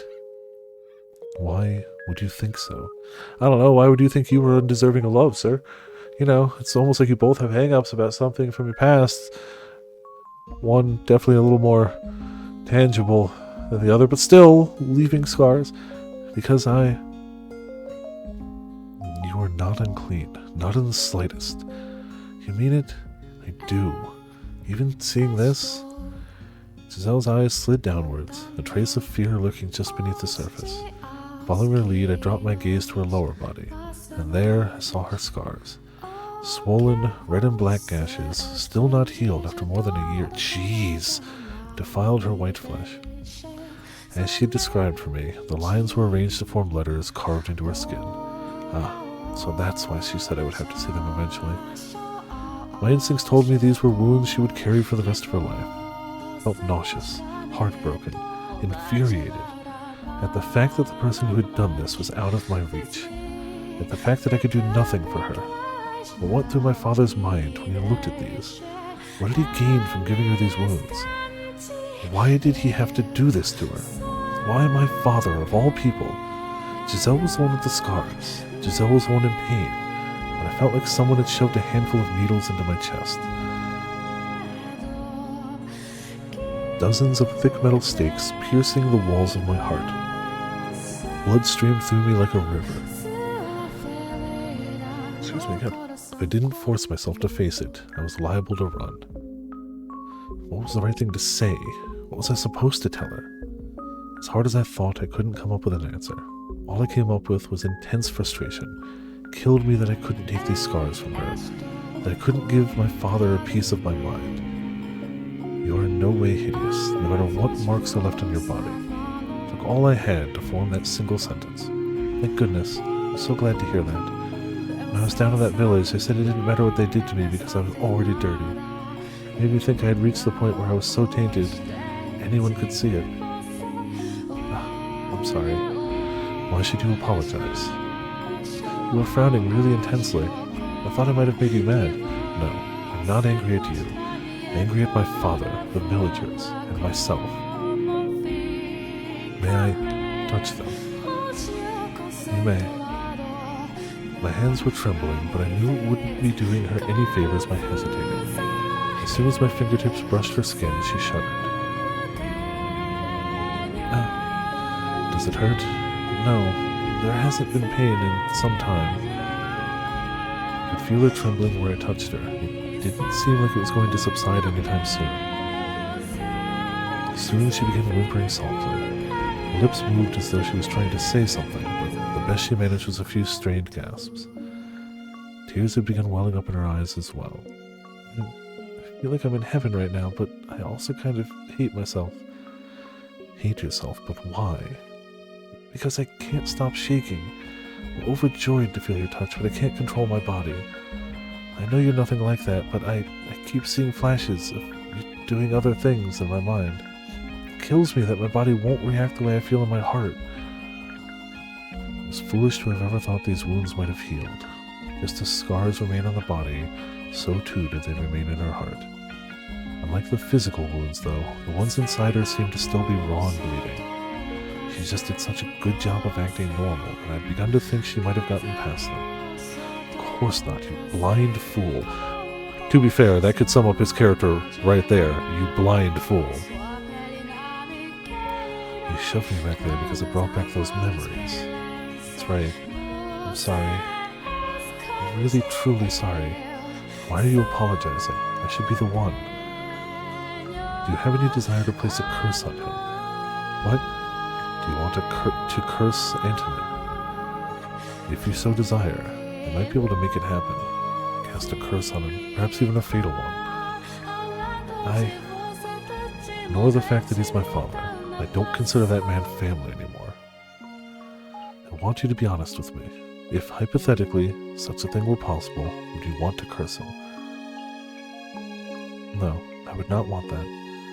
Why not? You have every right to take revenge. For what that man did, he deserves punishment. He inflicted so much pain on you, and you're still shaking more than a year later. You can just let him get away with it out of the goodness of your heart? Hypothetically, if you wanted to curse him, I wouldn't do it even hypothetically, and not out of the goodness of my heart. Just a coward. A coward. If curses were real, and he were to die by one, then I would never, ever be able to forget. If my resentment for him took his life, that would mean he had damaged me so permanently I was never able to get past it. I don't want that. I want to be able to forget. I'm still shaking now, but one day I want to be able to proclaim proudly that it no longer has any control over me. But I appreciate the sentiment. Setting aside your choice of method, you asked out of concern, and that's more than enough for me.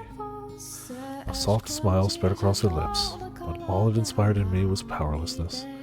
She was putting on an act. Was the sentiment really more than enough? Of course not.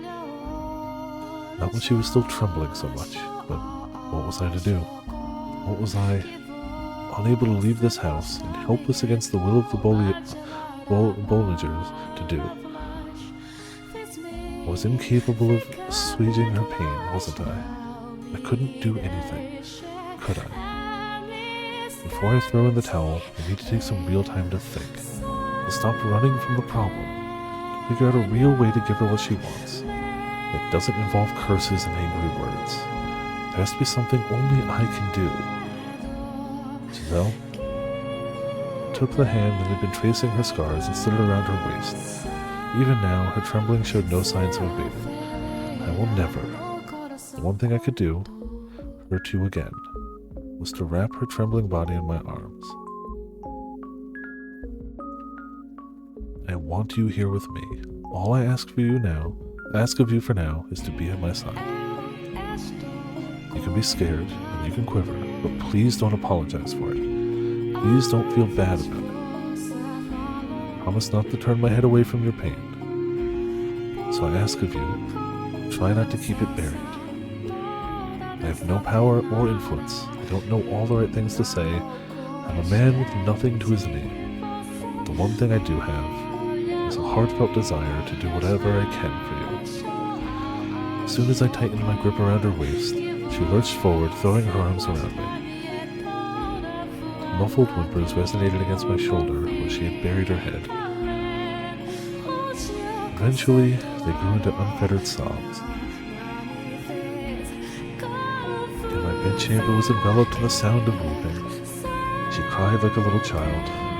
The usually strong-willed, cheerful, optimistic Giselle wailed from the depths of her soul.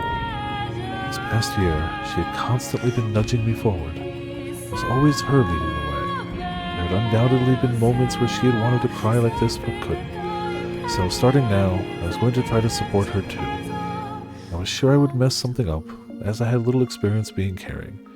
I would probably anger her, probably stress her out, and probably make her cry. But I had found my resolve. I had overcome my hesitation. I was sure I could do it, that I could create a place where she could find peace. I could surely. Giselle didn't stop crying until the sun had begun peeking over the horizon. I had, as I said, not looked away, simply holding her in silence. She had a decidedly not childlike frame, but she seemed incredibly small in my arms. We felt each other's warmth through my clothes, and in sniffles, Giselle said softly,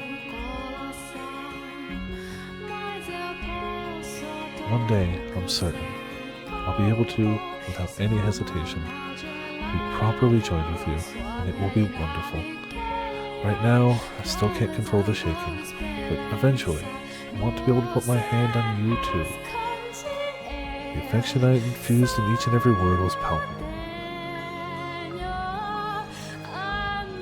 Sometime later, she drifted off to sleep, exhausted. I prayed, from the bottom of my heart, that at least tonight she would have pleasant dreams.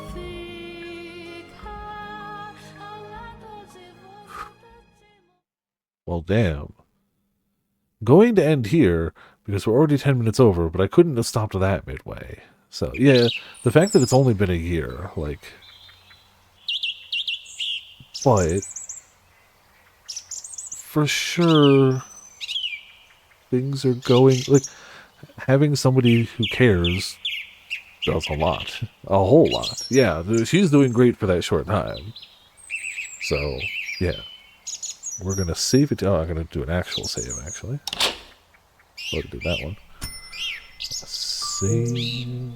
Insane. Man, it's gonna suck when things go wrong. Man. Man. Man. Thank you all for tuning in. Thank you all for watching. This has been Vipers for Viperland. Tomorrow is Atelier. Tuesday, Thursday, potentially Saturday is going to be the new Bosha. Sunday should be this. There's a very real possibility that next Sunday will not be a visual novel one. Not next, but the Sunday after. Because it's going to be a very busy weekend, and that Sunday may just be my I open a boatload of Final Fantasy cards stream and not a visual novel stream. I have no idea when we will finish this. It might be next stream. It might be longer than that. I don't know. That's okay. We will definitely be playing this next Sunday. I might take the weekend off after because I'm going to want to open those cards. I'm going to have, hopefully, if all goes well, I'm going to have a ton of cards to open, and I'm going to want to do that.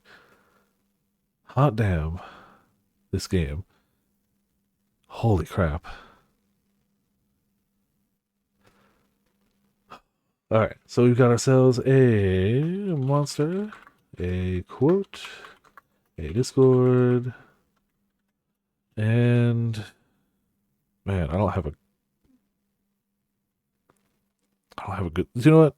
I feel like it's been used tonight, but it's still accurate. He's getting better, but it's still accurate. Thank you all for tuning in. Thank you all for watching. This has been Vipers of Viperland. I'll see you all next time.